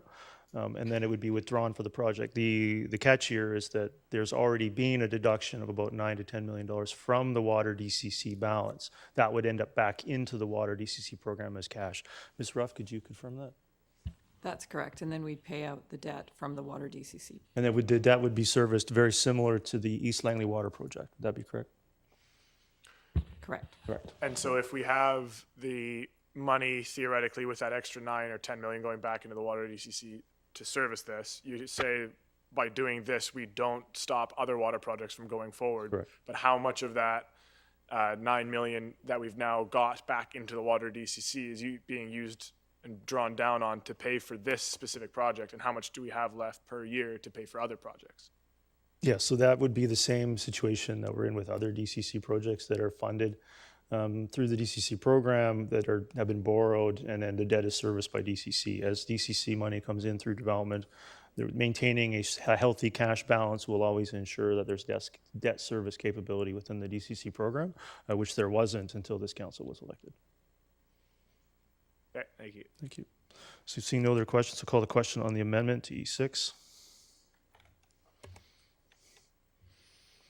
That carries with Councillor Kunst and Councillor Richter opposed. So now back to the main motion as amended. Councillor Richter, did you have something else? Nope. Seeing no other speakers, I'll call the question on E6 as amended. Councillor Pratt. Yeah. That carries with Councillor Richter and Councillor Kunst opposed. Move on to F1, bylaws for first and second reading, official community plan amendment, rezoning application number 100183 for 223 apartment units. Is there a motion? Moved by Councillor Pratt, seconded by Councillor Rint. Councillor Pratt, go ahead.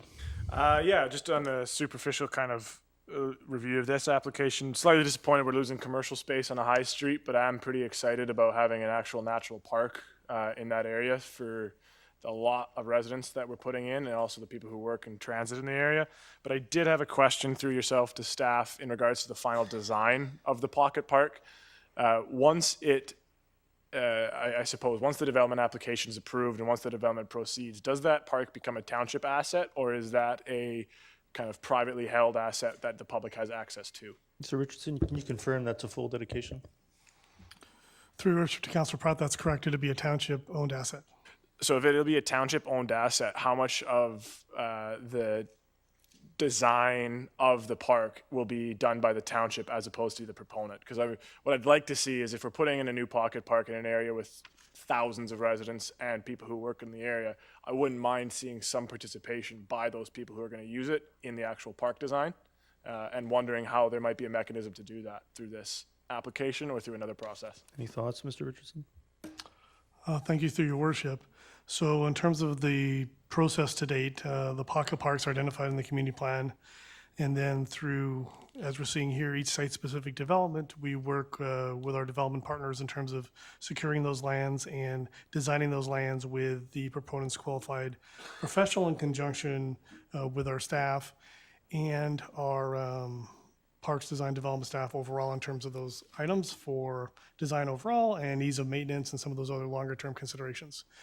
To date, there hasn't been a sort of broader public engagement process other than that was involved in the determination of the plan itself, not in relation to any specific park design.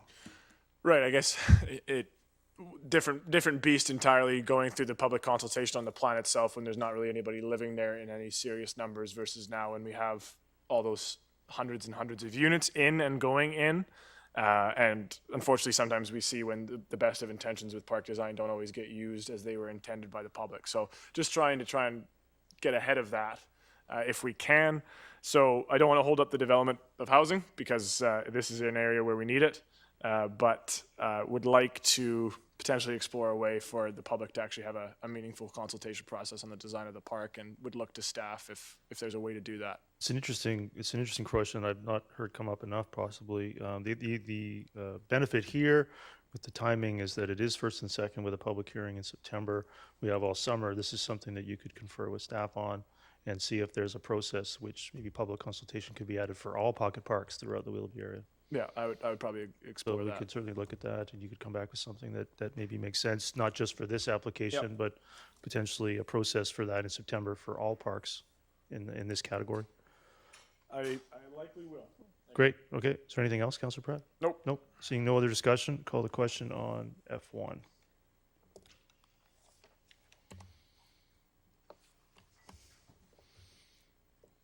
That carries unanimously.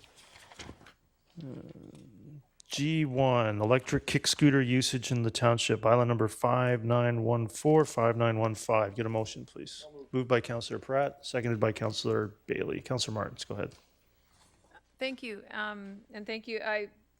I'm all for pilot projects, and I think it's fabulous if the township can be involved. This one in particular, I have some reservations, and it's more with regards to the altering of the bylaw to include offenses and fines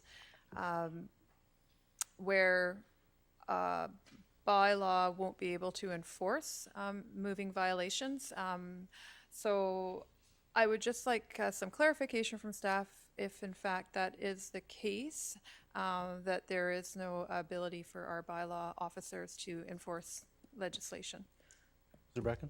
That's correct, Your Worship. A moving violation is something that the bylaw officers can't deal with. They can deal with them when they've come to a stop or they're paused, but moving violations require the RCMP. And as a follow-up to that, then I have a referral motion when you're ready. Okay, Your come back Worship. to you. Thank Great. you. Councillor Pratt?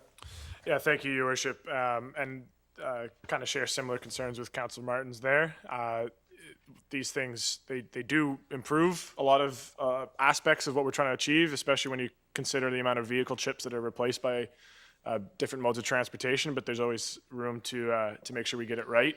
And in that vein, I notice on page 4 of the report to council where it kind of discusses shared micromobility under that heading, that staff are referring here to a proposal to come back with a report that explores not only e-scooters but also e-bikes as well, as kind of more of a comprehensive review of this, because as you see every single day, especially in the summer months, we're seeing more and more people use both of those modes of transportation of various ages.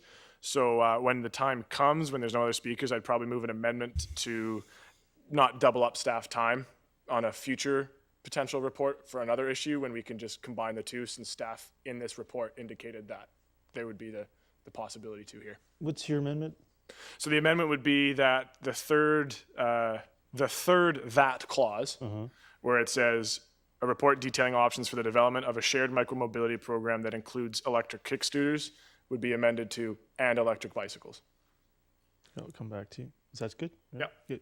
Councillor Richter? Yeah, I'm just wondering if the public's going to be able to have some input on this. You're back in?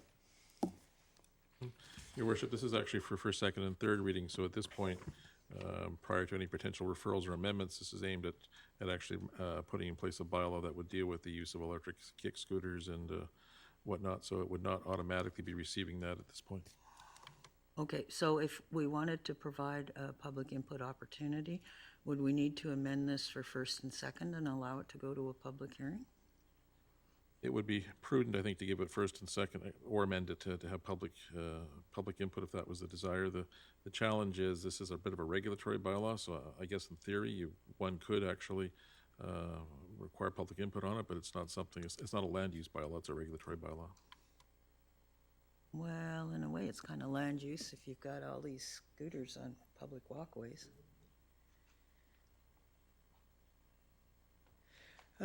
Okay, I would like to put an amendment forward that we allow for some form of public input on this before we give it final. Okay, I'll come back to you, Councillor Richter. See how I'm going to accommodate 3 attempts here. So, Councillor Martins, what was your referral? I'm just kind of curious, what was the referral? Just before we move it, just the context of it. Yeah. So the context of my referral is because we've clarified that the enforcement and the application of this rests with the RCMP. I think it's important that we refer this entire motion here to the Standing Committee on Police Priorities and Initiatives for further discussions with them. And also that I think it's important that we bring the Langley RCMP traffic sergeant to that meeting to participate in that conversation. Because they're all moving violations and the enforcement would fall under the Motor Vehicle Act, it falls squarely under the traffic section. So I think it's important that they be part of the conversation and that we slow this down until we've received their input as well.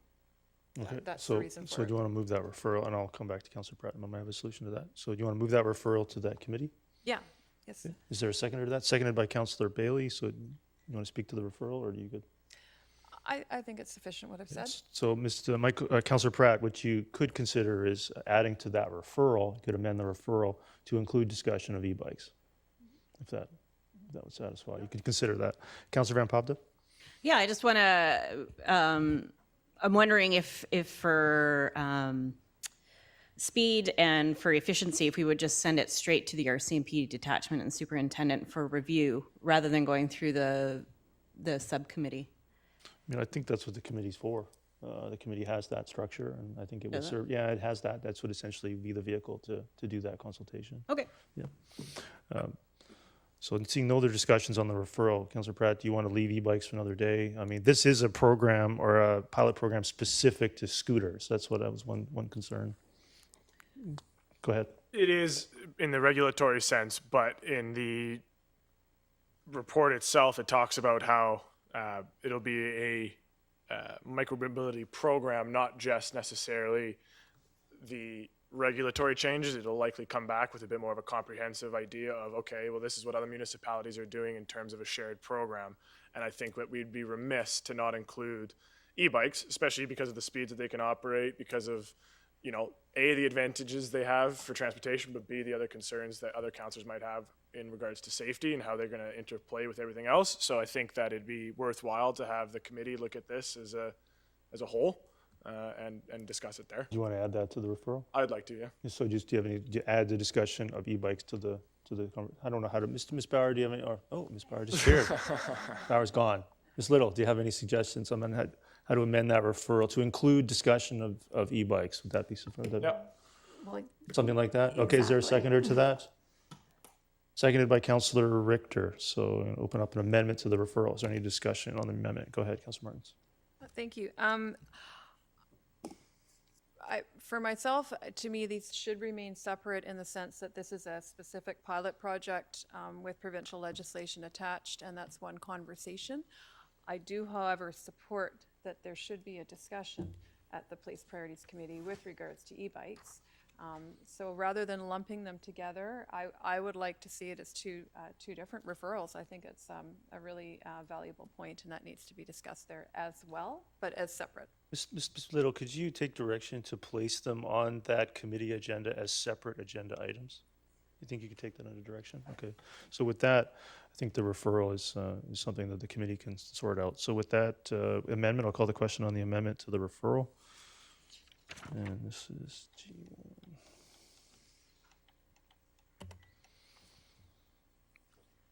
That amendment to the referral carries unanimously. So now back to the referral. I'll call the question on the referral. That also carries unanimously. Item E, G2, local area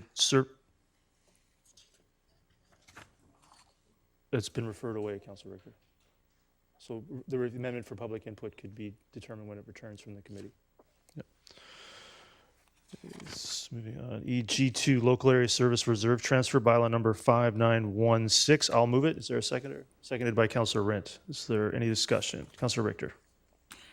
Yeah, I'm wondering why this is being done and for what, because basically you're taking a reserve fund that's got 9 million in it and you're stripping it down to 1.5 million. Ms. Ruff, are we stripping the reserve? That balance has been in that reserve fund fairly consistently over at least the last 5 years that I looked at. It seems like it's prudent to use it for more pressing needs. Okay, but again, this comes back to a pattern of expenditures here that I don't think council has dealt with as a whole, in the sense that we have reserves. We're now using the monies in the reserves or moving them around to other reserves so they can be used. And we're also increasing debt. And I think the lack of having had a council priorities committee or council priorities session is problematic, and we should have had that so we could discuss things like this in that forum. So just because money's sitting in a reserve fund, let's run out and spend it. I don't think that's the right attitude to be taking. Not right now. So I'm opposed to removing those funds from this committee or from this reserve until council has had a robust discussion about how the funding for all these expenditures is really going to occur and what the total of that bill is going to be. Thank you. Councilor Coates? Yeah, I kind of agree with that, I guess, because I don't know where we're going to now, where does that money go and what are we using it for? We're just taking it out and now it's kind of like free money. So it was there for a reason. So now I'm just wondering if we take it out, what's anticipated the use for that money? Ms. Ruff? It's being allocated into the Facilities Renewal Reserve Fund, the Public Works Equipment Reserve Fund, and the Capital Projects Reserve Fund. Okay, one last question. How long before we, if, for example, we need that money, what happens? We have a 1.5 now if we take this out. Where would we get that money that we've now taken out of the reserve? Ms. Ruff, could maybe give some context to what the local area service reserve is and how it's used? I know what it is. Doesn't sound like it. Go ahead, Ms. Ruff.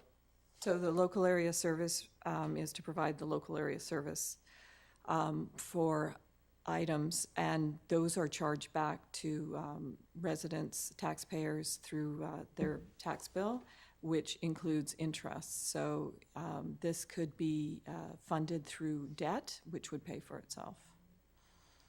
Have councils in the past previously done this sort of thing?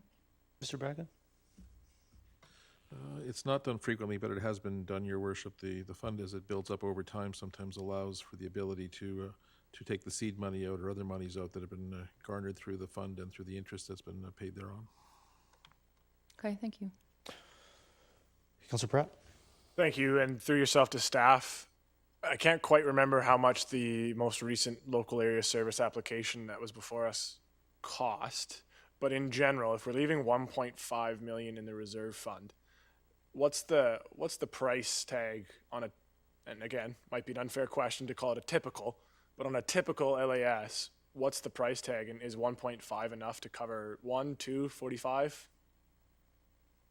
Your Worship, again, as was stated, it depends very much on the scope of the project, but let's assume that there was a project for $3 million that came in.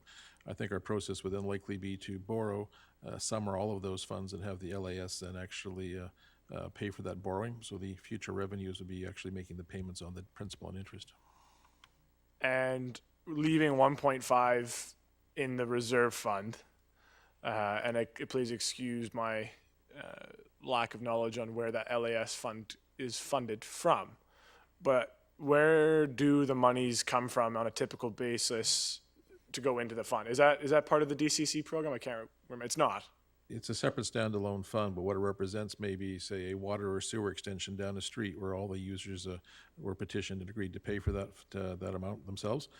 They would then repay the fund over a number of years, generally 20 years, 15 years, depends on the nature of the petition, and they would pay both principal and interest back. That principal and interest payment would then fund the reserve and go back into the reserve to be used for other LAS projects.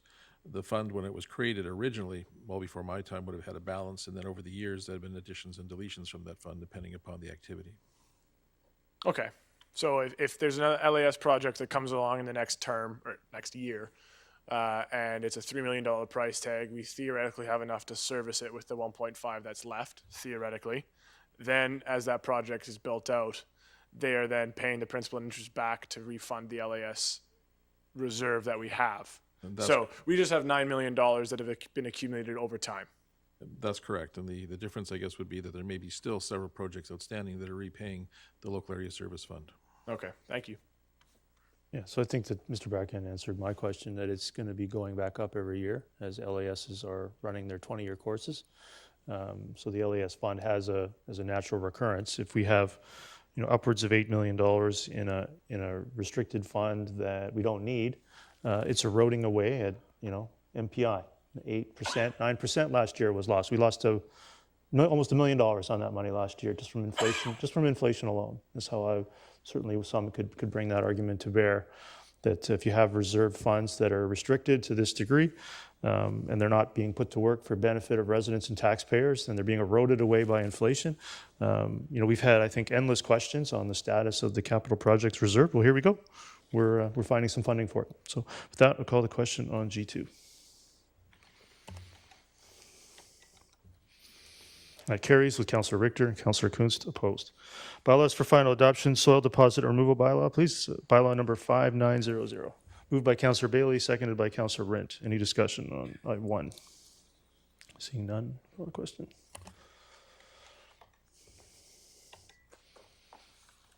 That carries unanimously. I'm going to get a motion to receive J1. Moved by Councillor Rint, seconded by Councillor Martins. Call the question on receipt of J1. That carries. Is there any discussion on J1? Councillor Bailey. Yes, I've known Steve Williams for decades. He comes originally from the ambulance service, and I'll tell you, you can't get a much more accommodating person when it comes to ask for community events. If you want to get someone to get any kind of vehicles ranging from civilian units to emergency services, Steve Williams is a wonderful wonderful source for accessing those kind of things, and the Township of Langley has benefited from Steve Williams' participation for decades, and strongly support anything that Steve's doing in regards to the 75th anniversary. Great. Yeah, I concur. Is there any discussion on J2? Okay, seeing none, I'll move on to K1. Get a motion to receive those. Moved by Councillor Martins, seconded by Councillor Rint. You can call the question on, discussion on the minutes. Go back here. Councillor Richter, just on K1. Yeah, I'm wondering how come we're just receiving the standing committee minutes and not approving Actually, them. good. Ms. Little? You're correct. They should be approved. Okay. So that should say adopt. Is that what No, it correct. should be adopt. Do you wish to move that amendment, Councillor Richter? No, I don't want to adopt them. Okay. I'll move the motion to adopt the minutes. Is there a seconder? It's seconded by Councillor Martin, so I'll call the question No, on. I'd still like to speak. I'll come back, Councillor Richter. We'll just amend the motion to fix it. Call the question on K1 to adopt the minutes. Amend the motion to adopt the minutes from receipt. That carries. Councillor Richter opposed. Councillor Richter on adoption of K1. Yeah, I'm just wondering, there's an awful lot of things on this agenda that I'm wondering how it gets on the agenda when it hasn't even come to council. I mean, just a little while ago, I think we followed the proper process for standing committee, which is for council to refer a matter for consideration by the committee and to recommend back to council. But the Colossus situation, the sandwich boards, et cetera, I don't recall that ever coming to council. So how did it get on the agenda there? Mr. Backen, would that be at the discretion of the chair, I believe?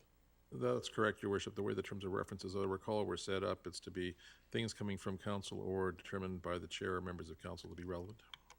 Okay, because I don't see that in the actual terms of reference, so maybe I'm missing it. Mr. Backen? We'll have to check back, Your Worship. I recall one of the drafts did reference that the originating section was going to be created by the committee itself and then reporting to council. So if that does require amendment, we can revisit that. You can look into that for Councillor Well, Richter. and while we're on the topic of revisiting the terms of reference, I find it very odd, given past standing committees of council that have been extremely transparent and reported back to council in public meetings, the amount of business that's done by this particular standing committee in a closed session. Mr. Backen? I guess, Your Worship, I would have to respond by saying that to meet the test for being in a closed session, it must meet those sections of the Local Government Act that allow for personnel matters or intergovernmental matters or property matters or those sorts of issues. So I would say that the fact that there was those issues being discussed represents that there's those topics are put out there. It means those sorts of issues are being discussed, and I think that we've satisfied that at least on a cursory basis they meet the requirements of going into a closed Okay, session. but I'm just looking at past practice with standing committees. I mean, there has been situations in the past where standing committee may need to go into a special closed session for a personnel matter, but those closed sessions are few and far between in my recollection of standing committees. This committee goes into special closed every meeting. Like, it almost seems to me like it's a stretch of the terms of reference.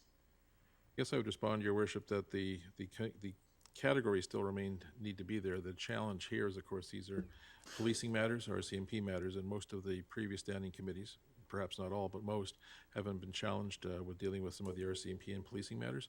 By their very nature, those are going to have to be dealt with in the closed session because that'd be the requirement for the RCMP to attend. Okay, but what I'm suggesting here is we have a committee that's operating more like a police board than a standing committee.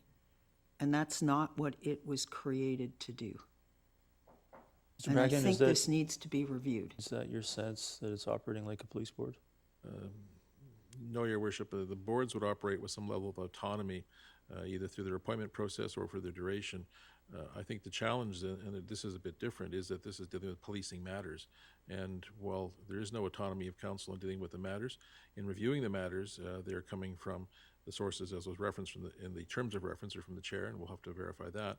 But other than that, it's operating on many topics that would be much having like a land management committee or a personnel committee or something of those I think we're also getting a bit beyond the scope of the minutes here as well. Where technically the motion is to adopt the minutes, Councillor Richter. Okay, well, I have one more question for Mr. Backen, if I may. And that question is, as a member of council, if I attend the standing committee and the standing committee goes in camera or into special closed, am I allowed to attend that special closed meeting? Your worship, the short answer is I'd have to check. I'm not certain about the parameters because the council members certainly can attend the public session, but if it's going into closed session, we'd have to ensure that any members would be required to have the same level of, I guess, confidentiality and whatnot, which I know they do, but I'm not sure about the terms of reference itself. Okay, thank you. Councilor Van Popta, we're really just on the adoption of the minutes here, right? Okay, but I did have, just taking Councillor Richter's comments just back. I did have also questions just about some of the content, just in regards to like sandwich board being bylaw. If we can see items like that at council, it just seemed like when I read the minutes and when I read the agenda item, it did refer more to a bylaw issue. So I was hoping items like that could actually come to the table. Okay, I take that under advisement. I'm just going to adopt the minutes here. We can just move on. K1, adoption of the minutes. Like, adoption of the minutes carries with Councillor Richter and Councillor Pratt opposed. So if people want to speak liberally on K2, I mean, we got an agenda of real items here. K2, just going to make a motion here. I'll move that. Or Councillor Martins, would you like to move K2? Yes, but I'd like to speak to it as well. Yes. Okay. So I'll second K2. Councillor Martins, go ahead on K2. Yeah. And if you wish to speak to other items, go ahead. I won't stand in your way. Yeah, so clarification, if I may, to staff, is who receives the agenda in advance of our standing committee meeting? I know I see the agenda. Is that available to council as a whole to be aware of the agenda items? Like sandwich boards was just referenced. I know that was on the standing agenda before it even came up at the last council meeting. So I'm just wondering at what point, or maybe there's a way to inform council of the agenda items. Your worship, the agenda is public. The only question is I'm not sure how it's distributed, so we can actually look at that and make sure it's going to... Yeah, I'm advised it's on the SharePoint site, but we can... Thank you. And the township website. So on K2 then? Yeah, K2, and then with regards to K2, the request that council write to the provincial government requesting clarification and enhancement to the regulation related to motorcycles, motorcycle modifications, and noise to aid in noise abatement. I'd like to move the motion, if I may. We've already moved it and okay, seconded and it. second, It's on the okay. floor. Yep. I'd like to also speak to this. This is just a twofold. My understanding is that the Langley RCMP as well, through their traffic section, is also taking the same item back through to the BC Chiefs of Police as a general conversation province-wide, because this is a growing problem. And they will also be lobbying to the provincial government for change in legislation. So this is just a supportive piece to what the RCMP is also doing on the same matter. Okay. Seeing no other discussion, call the question on K2. Carries unanimously. Your worship, Yep. one comment on J1. The car show was actually something that would expect to have more than 300 people. Therefore, it requires a resolution of council to endorse it. Staff can't simply issue the permit. It seems like there's no issue, but technically we should have a We'll motion. get that motion. So under J1, moved by Councillor Bailey, seconded by Councillor Rent to basically, Mr. Bagan, the motion is for council endorsement of the event for staff to approve, something like that. Yeah. Is there any discussion on that under J1? Seeing none, I'll call that question. That carries unanimously. Mayor and council report. Does any member of council have a report? Seeing none, let's see. There's a Metro Vancouver Regional Committee report. Anyone have a report? Yep. Councillor Martins. Thank you. I just wanted to mention, just to report back with regards to a Metro Vancouver Parks Committee meeting this past week. We received a presentation from Derby Reach Bray Island Parks Association on the work that they are doing. And there was a discussion around the contribution funding from Metro Vancouver to those organizations. And the committee unanimously voted in favor of it to take it back to the Metro Vancouver board, supporting the continued funding of that group. Great. Seeing none other, we'll move on to item N1, rezoning application number 100687, bylaw number 5894. Is there a mover? Moved by Councillor Van Popta. Second. Excuse me, Your Worship. I'm sorry, but this item was already, it was a deferral, which means that it is actually a live Okay, so motion there's on the always some floor. confusion about this. So if when- it's a referral, Yeah, so it's then it has referrals to be and moved and second again, but if it's a deferral, it's back on. it's back on as a Okay, well, there's live. the one mistake for this council meeting, as there always is at least one. So this is now on the floor, moved by Councillor Ferguson, who's not here, and seconded by Councillor Wren. Is that correct? That is correct. That's Thank you. correct. Okay, so I do have a referral motion back to staff for this, but is there any other speakers on the main motion? Okay, seeing none, I'll make a referral that this application be referred to staff to review with the proponent expanded potential townhouse uses within the context of the adjacent areas east of 202A Street from 74B to 76 Avenue with servicing, road mobility network, and community amenity contribution considerations with an accompanying Latimer Neighborhood Plan Amendment bylaw for council's consideration. I so move. Is there a seconder? Seconded by Councillor Van Popta. Councillor Richter, I cleared the queue if you want to indicate, speak again. And so this referral back to staff is very consistent with the previous one that was done on another application on the west side of 200 Street, also with single-family designations very close in proximity to 200 Street. Councillor Richter. Yeah, I'm a little puzzled as to why we continue to get these lengthy referrals back to staff when council hasn't had a chance to actually see the referral in advance of the meeting. So I would like to move deferral to the next meeting so that council can see the referral and understand it. Is there a seconder to that deferral? I'll second that. Seconded by Councillor Kunst on the deferral. Councillor Richter, you have anything more on the deferral? No, Mr. Mayor, I just want to point out that when this happened in previous councils, we frequently, and I believe you frequently, moved deferrals so that council would have a chance to consider the implications and understand the motion. I don't understand why that practice has now gone or disappeared with this council. Putting complicated referral motions on the fly in a meeting where there's no written form of it for council to read and understand at the time is not good practice, and I think it should be stopped. Thank you. So I think so obviously I'm gonna support or not support deferral. I think this is not really a very complicated referral. It is to send back to staff to work with the proponent on potential townhouses from single family in the context of other properties nearby. This has been deferred now since June 12th for council to think about it, and calling a referral complicated doesn't make it so. And it's actually very basic. So with that, I don't support the deferral. I'll call the question on deferral of the referral.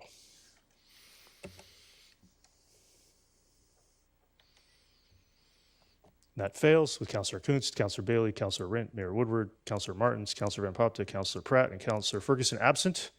So now back to the referral motion. Is there any more discussion on the referral?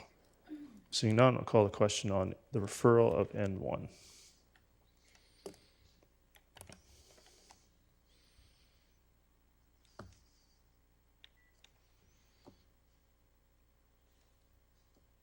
That carries with Councillor Richter opposed.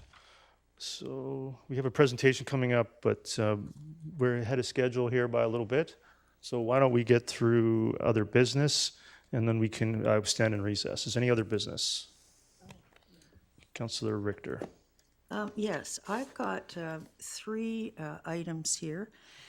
The first one concerns an article that appeared on July 7th in the Langley Advance Times concerning a police situation where $1 million worth of crystal meth doses, so 22,000 crystal meth doses, were confiscated in a road check or something, and yet the person in the vehicle was let free pending investigation. Like, why would that happen?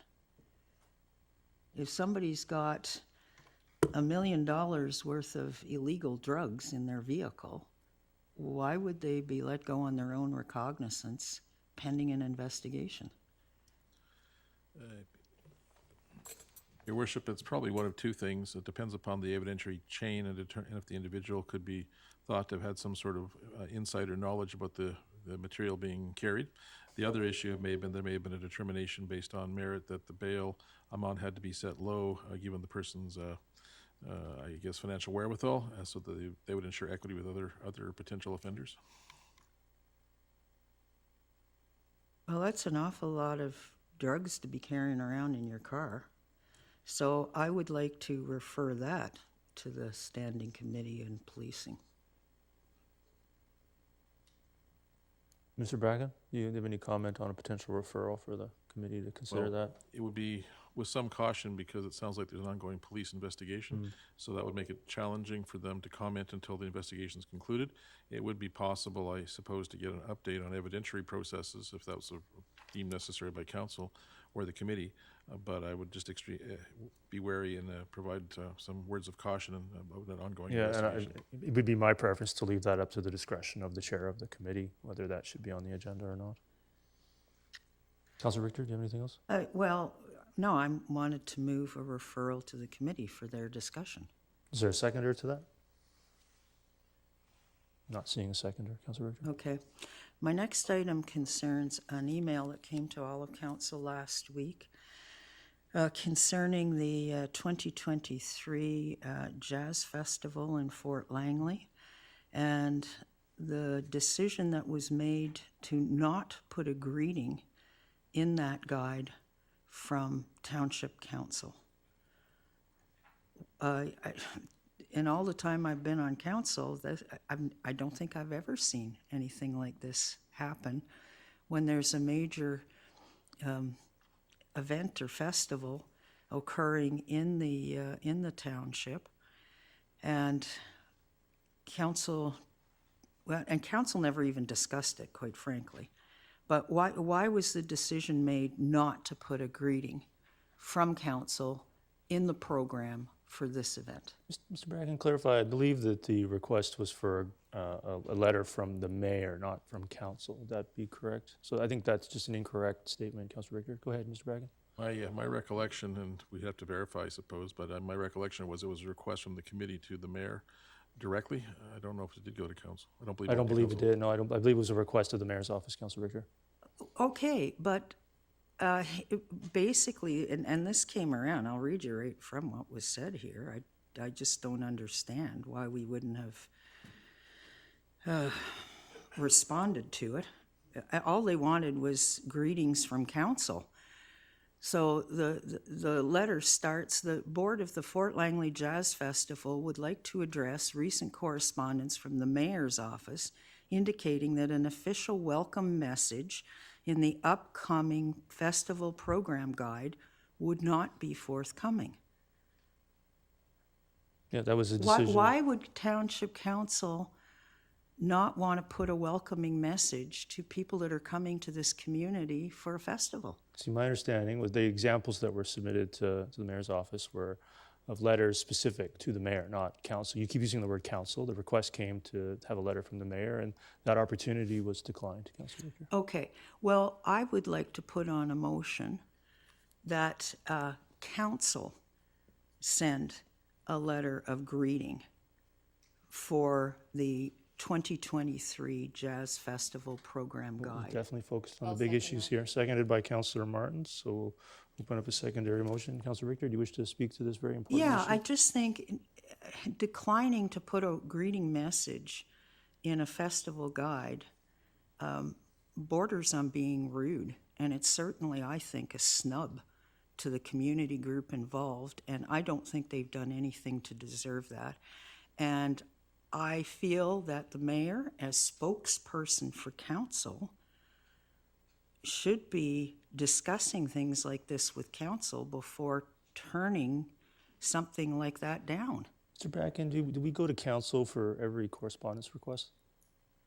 Your Worship, they only go to the entire council if they're addressed to mayor and council. Yeah. Communications addressed to individual members, mayor or council members, are left with them to respond. So there's a motion on the floor to have a letter come from council. I think this has been adjudicated. I think this is at the purview of the mayor's office, and I certainly won't be sending a letter. So with that, I'll call the question on Q1.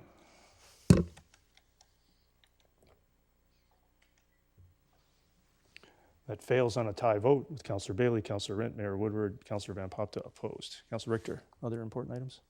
No, that's fine, thank you. That's excellent. Councillor Martins, go ahead. Thank you. Two items, if I may. Great. The first is in regard to Councillor Richter's request to bring that item to the police committee with regards to the vehicle stop and the large drug seizure. My hope would be, I guess this is just more of a comment, my hope would be that when it is appropriate for the RCMP to speak to the circumstances of that incident and that investigation, that'll come forward in the OIC's quarterly report when he speaks to council, as I have seen him doing, where he highlights some of these major events. Once he's in a position to speak about it, they do seem to showcase their good work to the council, so my hope would be that it would come forward at that time. So that's just the first comment. Good. Second comment is today's distribution list. Item number 1. I just want to bring attention to Mayor and Council here that our staff is putting together or hosting a homelessness stigma awareness workshop. There's 2 dates, July 20th and July 21st, and everybody on council has been invited to this.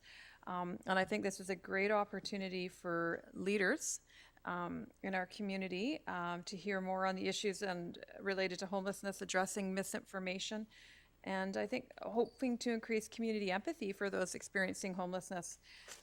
So it's an opportunity for us as leaders to lead the change in public attitudes in this particular topic. So just an FYI if you didn't see that already. Great, thanks. Okay, so I'm going to just get this thing out of the other way before I forget. You on the list? Yeah. I'm going to forget this unless I do it now. So there was a memorandum that I missed at the last council meeting, item 19, from the distribution of June 22nd, a memo dated June 22nd from the administration regarding funding for 200 Street 2040. There was a mistake made in the resolution, so we need to fix that and approve $150,000 for the 200 Street 2040 project from the 2022 prior year Township of Langley General Surplus. I'll move that. Is there a second or seconded by Councillor Martins? Is there any discussion on that? Seeing none, I'll call the question on that.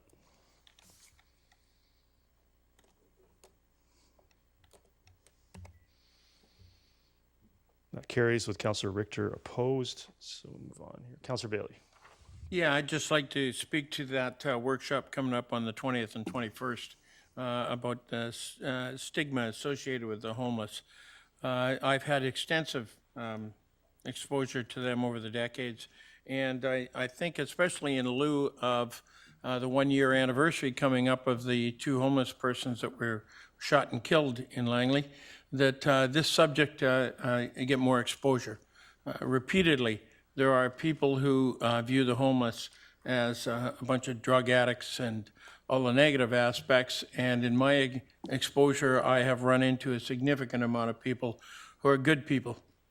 They're homeless by circumstance or by mental health issues and that, and I think the reality of who the people are on the streets should be exposed at a much greater extent. And I think that really members of council who have not been exposed to those in homelessness should have a very serious look at this, because there are incredible amounts of stigma associated with homelessness, and the mere fact that 2 people are brutally killed in our community, and there's not near the attention paid to so-called normal people suffering the same fate. And I really, really hope that people look to educate themselves a little more, if they haven't done so in the past, on exactly what the situation of homelessness is, and gain some more understanding of who the people on the street are. Councillor Van Popta? Yeah, regarding the same item, just reading the memo here, it says for Langley leadership. Could staff identify if that's just internal township leadership, or are we talking Langley-wide leadership? So leaders within our community. Is this a public event or a township-only event? Sorry. Mr. Bracken? Do we know? I'm not sure offhand, Your Worship. I'm not sure. I So think it's Councillor being Martin's public claiming strongly. she has the answer, so I'll break protocol a little bit here. Councillor Martins, go ahead. Thank you for breaking protocol. Just a little bit, yeah. And Typically staff answer yeah, the questions, quick but yeah. answer is yes, they absolutely have. This is just one of the many invitations that's going out to leadership and the business community and several key partners who this would be relevant to. Perfect. Okay, so then if it's, I would just ask if this is a township event and we're proposing alternate or option dates more than one time or one date to get people to be able to go. If we can also offer one of those times at a different time frame. So both of these events are during the workday, and not all leadership people might not be able to go to a daytime event. So if we could offer maybe one of those dates in the future as being an evening event, that would be helpful. Mr. Bracken, you got that? Yeah. Councillor Kunst? Yeah, thank you. So as the BC Farm Museum rep, I feel compelled to bring forward a letter that was in distribution for June 22nd. There, as most of you know, are building a new building in Fort Langley. On Canada Day, they hosted, there were hundreds and hundreds of people that walked through that building. So I was just wondering if we could provide a response to that letter where they're asking for funding from the provincial Growing Community Fund. So whether we would consider that and maybe just a response to the letter. So they're just asking if we received it and if we would respond. Thank you. So Mr. Bracken, you got that? Just to confirm, are they seeking a letter of endorsement or are they seeking funds from the township? I don't have the letter before me. So neither do it's item 18 on distribution for June 22nd. And at the bottom, it just asks, would you be willing to grant funding from the provincial growing community funds towards the cost of constructing the Farm Museum's third exhibit building?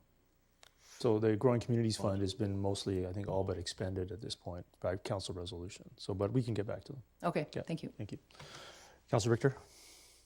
Yes, I was wondering if we could take a short break before we start item Q. Absolutely going to do that. So if there's any other business, so with that, we'll just go and recess here. We'll reconvene at about 5 minutes to 4, and then Metro Vancouver is here, and then we can start again at that time. Thank you.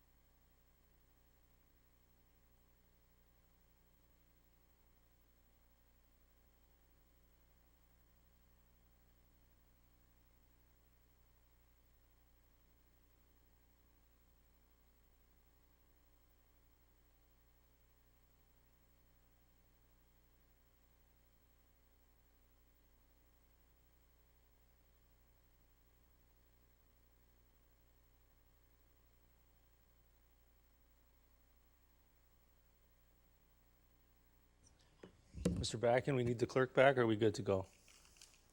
I'm proud to advise I'm also the deputy clerk, Your Worship, so we're Okay, good to so go. we can kick going. Okay, so we'll move on to item Q1, Metro 2050 Memorandum of Understanding presentation. See, Ms. McNell is here with Jonathan Cote, and I'm sorry, the third individual, I don't have memorized your name yet. What was his name? That's great. So thank you again for coming out today.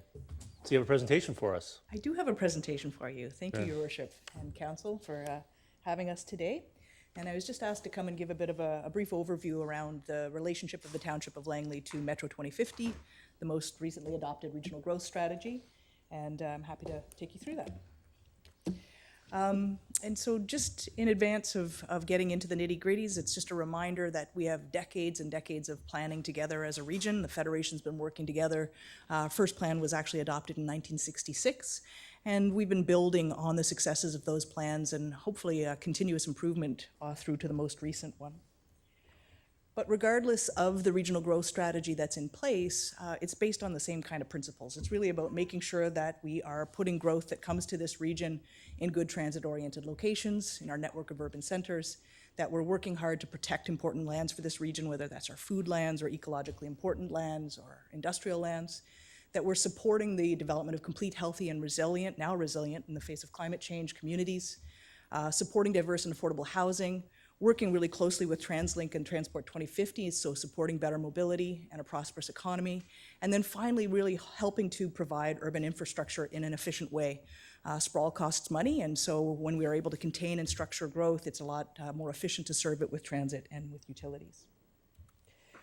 So here you can see just what I was talking about in terms of the plans building on one another. If we start with the Livable Region Strategic Plan built in 1996, adopted there, it was the region's first regional growth strategy. It had a whole host of tools. Most of those carried forward into Metro 2040, which was adopted in 2011.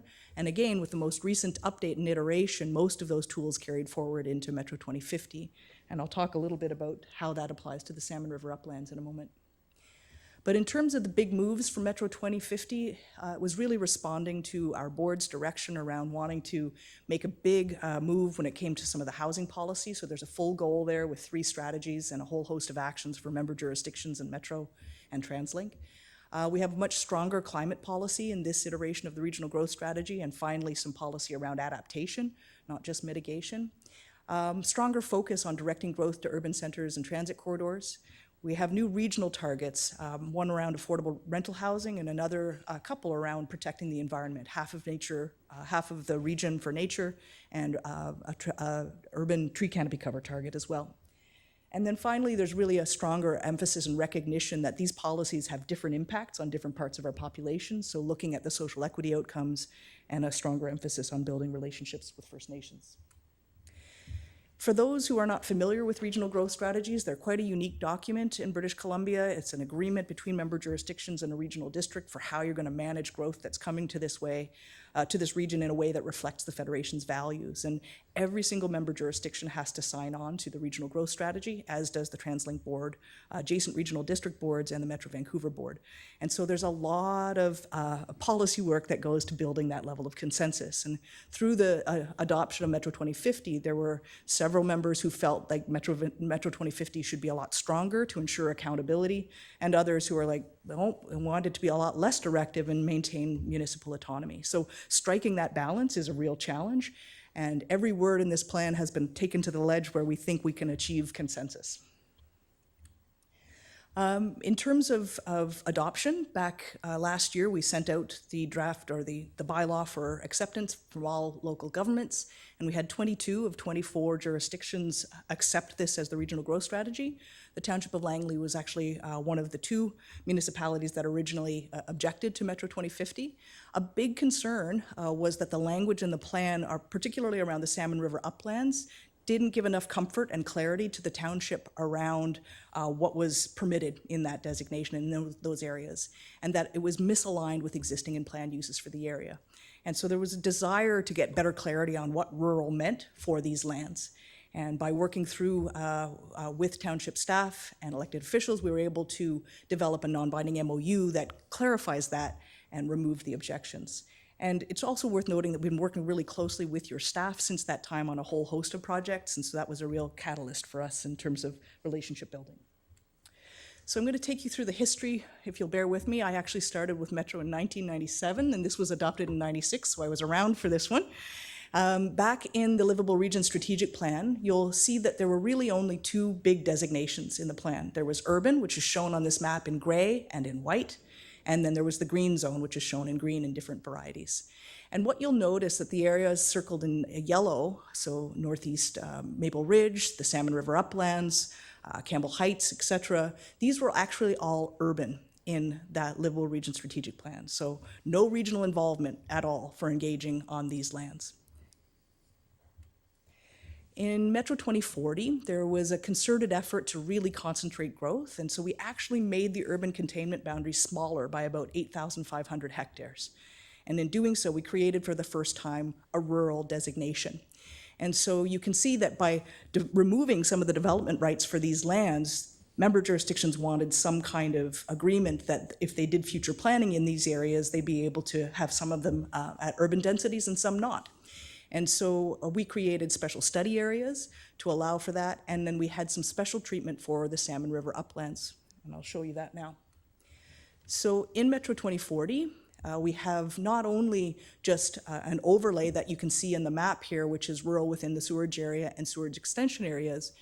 Because of the relationship of this area to the sewerage area as well as to the aquifer, we added additional policies in the plan for this area. And so 6.9.1 really identifies that regional sewer servicing would be permitted in these locations as long as the land uses being put in were consistent with the underlying designation, in this case rural, and with normal GVS and DD, or Greater Vancouver Sewage and Drainage District, technical considerations.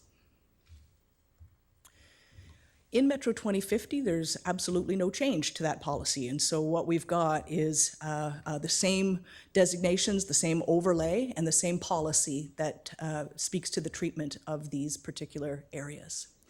Now, of course, if you're wanting to know what is a land use that's consistent with that underlying designation of rural, you'd want some greater clarity on what rural meant.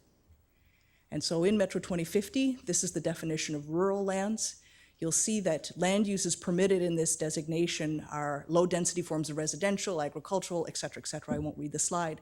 But as we were developing this definition, we tested with the membership all sorts of tighter definitions, things like minimum lot sizes, things like looking at clustering as a way to allow greater density in one location and protect other areas. And the membership just wasn't ready to go there. And so we ended up with this higher level definition and leave it really to member municipalities to help define what those are. I would note that for all of the municipalities in the region that do have rural lands or lands that are designated rural in the plan, all of them have some instances where half-acre lots are present in that rural designation. And just before we get to the MOU sort of end point, I just wanted to note that for us, the preamble is really important in any memorandum of understanding that we enter into, because we really want to clearly note that the policy and the intent behind that and the high-level objectives are there. And so the Township of Langley really, in signing this, committed to the same kind of principles as everyone else did for Metro 2050. So limiting sprawl, directing growth to good locations, and protecting important lands. And Metro, on the other side, commits to be the steward of that regional plan, but also to respect that the Federation member jurisdictions are wanting to meet their own local aspirations as laid out in their OCP. And so in the MOU, in discussions with township staff, the understanding is that the intent is not to develop this whole Salmon River Uplands area with half-acre lots. Instead, the MOU permits that and basically says, that's up to you to decide as a municipality. The region won't be involved if you choose that density, if you choose that size of lots. We're respecting your local autonomy for good land use planning. And so if council opts for larger lots or different land uses that's fully within your authority, the region just simply won't be involved in that discussion. There was recognition at the time that we were developing this that there are legacy sites that are actually less than half-acre size, that should say, not density, in the Salmon River Uplands already. There was a strong commitment to not touch the ALR lands when it comes to development. There was a discussion around cluster development, but nothing of that made its way into the MOU. And there was a recognition on our part that half-acre lots are present in all other municipalities that have the rural designation in play. And with that, I'm happy to take any questions you may Yeah, have. so why don't we go back to the slide you just left and leave it there? I think most of the discussion probably centered around that. Councillor Richter, go ahead. Yeah, I see the focus on the half-acre lots. Now, 0.4 of an acre is not a half acre. So how stringent is Metro going to be on it being 0.5 of an acre? Thanks for the question, and through you, Your Worship, you'll see that the definition for rural in Metro 2050 is very high level, and we actually don't state anything about densities at all. The intent of the MOU was really to give comfort to the Township of Langley that if you were at a half-acre size, Metro's not going to move into this. We don't tend to involve ourselves in the actual size of lot there. We are relying on you to meet the intent of the policy, which is to protect existing character, landscapes, and environmental qualities, and that these areas are not intended as future urban development areas. I would say that the Salmon River Uplands is unique as in the rural designation because it does have that additional policy with regards to regional sewer services. No other rural areas in the region have that stipulation. Can you go back to the next slide, extra that one there?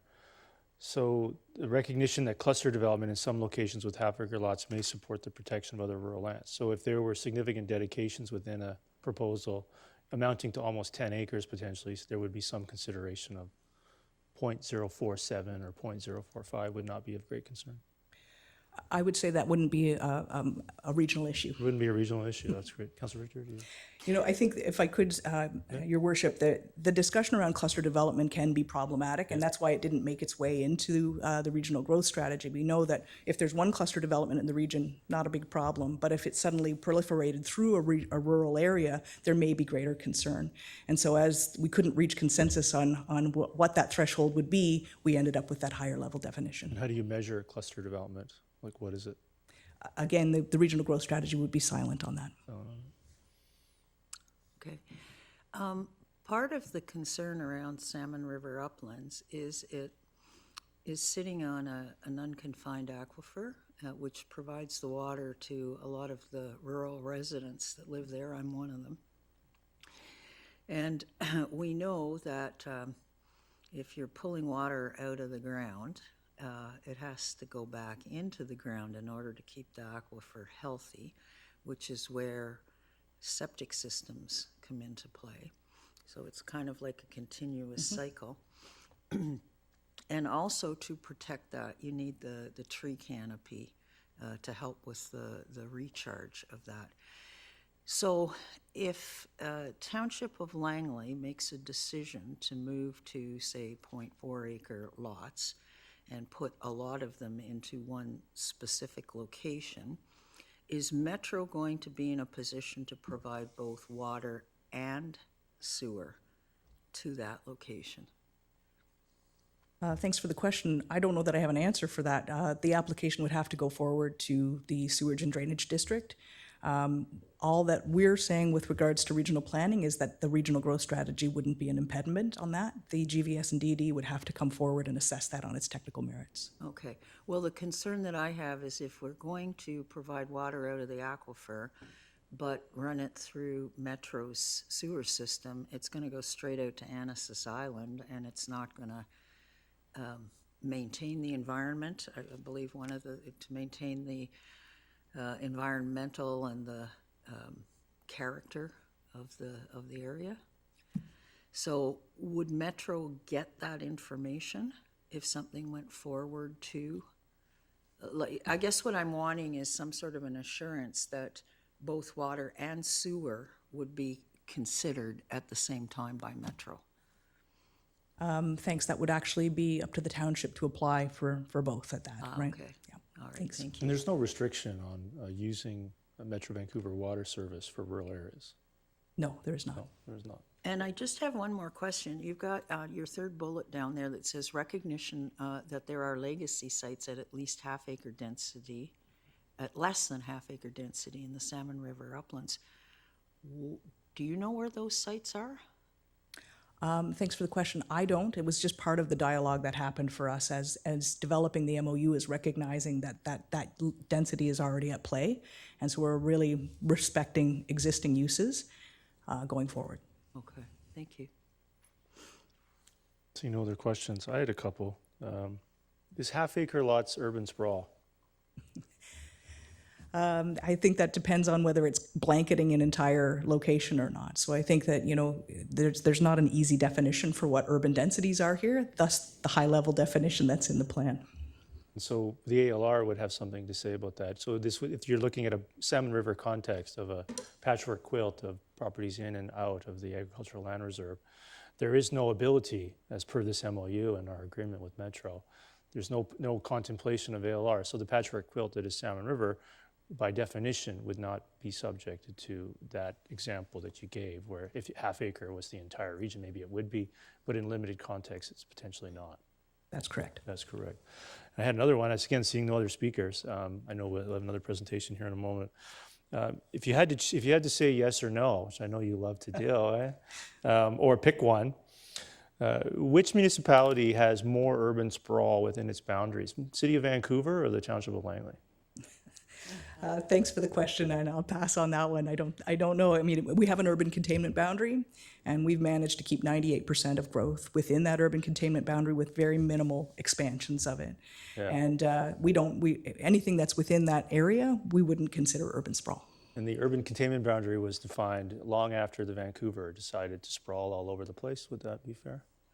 The urban containment boundary, I think de facto would have been aligned with the opposite of the ALR boundary in 1973. And then again, we've been contracting that over time through the regional growth strategy. So the Township of Langley is in an interesting scenario where its development time period is coming forward long after these restrictions are in place, whereas other municipalities that have spread out everywhere were not subjected to these kinds of restrictions. Would that be fair? I think that there's ALR land in several, including Vancouver and in Burnaby, so they would have been subject to those restrictions in a different kind of way. And they would be subject to different policy restrictions around things like industrial land, for example, and protection there. So everybody's doing their part as part of the region. Can you update council? Everyone's doing their part as part of the region, okay.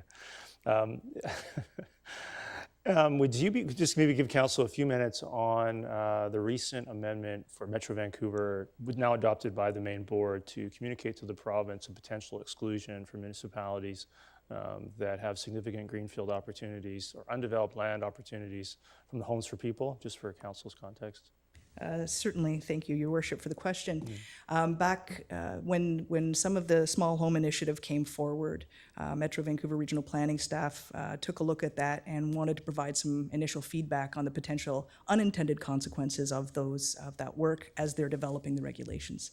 And so we brought forward 6 recommendations for the Regional Planning Committee's consideration and board's consideration to send a letter to the province expressing concern that using a blunt instrument of 4 units per lot as allowable may have unintended consequences for actually promoting sprawl in some locations and may not be dense enough in other locations and might actually undermine the ability of us to reach our targets when it comes to urban centers.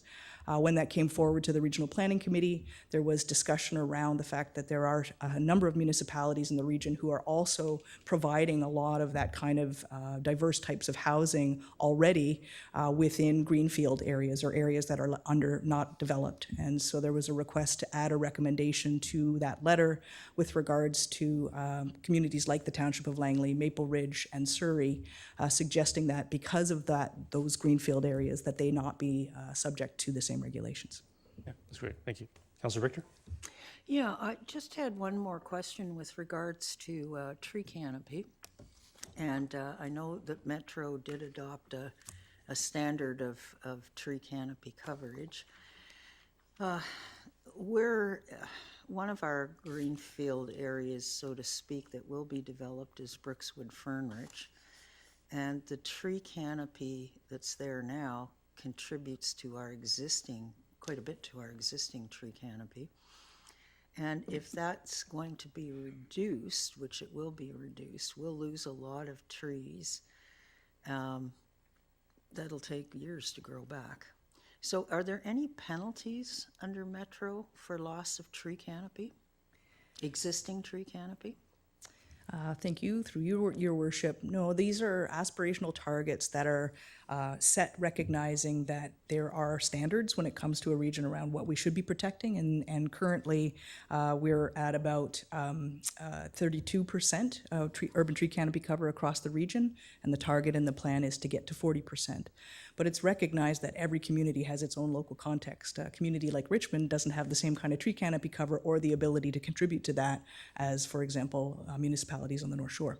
And so really what we're asking is statements in your OCP that will demonstrate how you're supporting the regional target within your local context. Metro Vancouver does provide a toolkit with regards to different ways to enhance urban tree canopy cover, everything from tree replacement bylaws to your OCP policies, et cetera, and we're happy to provide that. Thank you. Yeah, thank you. Okay, so I think appreciate that first presentation of two, so thank you very much for that. Seeing no other questions, get a motion to resolve into special close. Does anybody have any additional items? I have one intergovernmental item. Councillor Pratt? I guess it'd be a property item. Property item. Okay. Any other items? Seeing none, I get a motion. All those in favor? Anyone opposed? That's carried. Get a motion to terminate. Moved by Councillor Martin, seconded by Councillor Rent. All those in favor? Carried. Opposed? Carried. Thanks.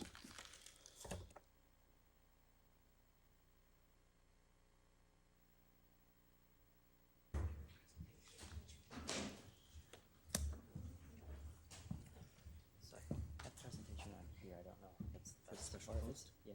Special post location's different. Let me get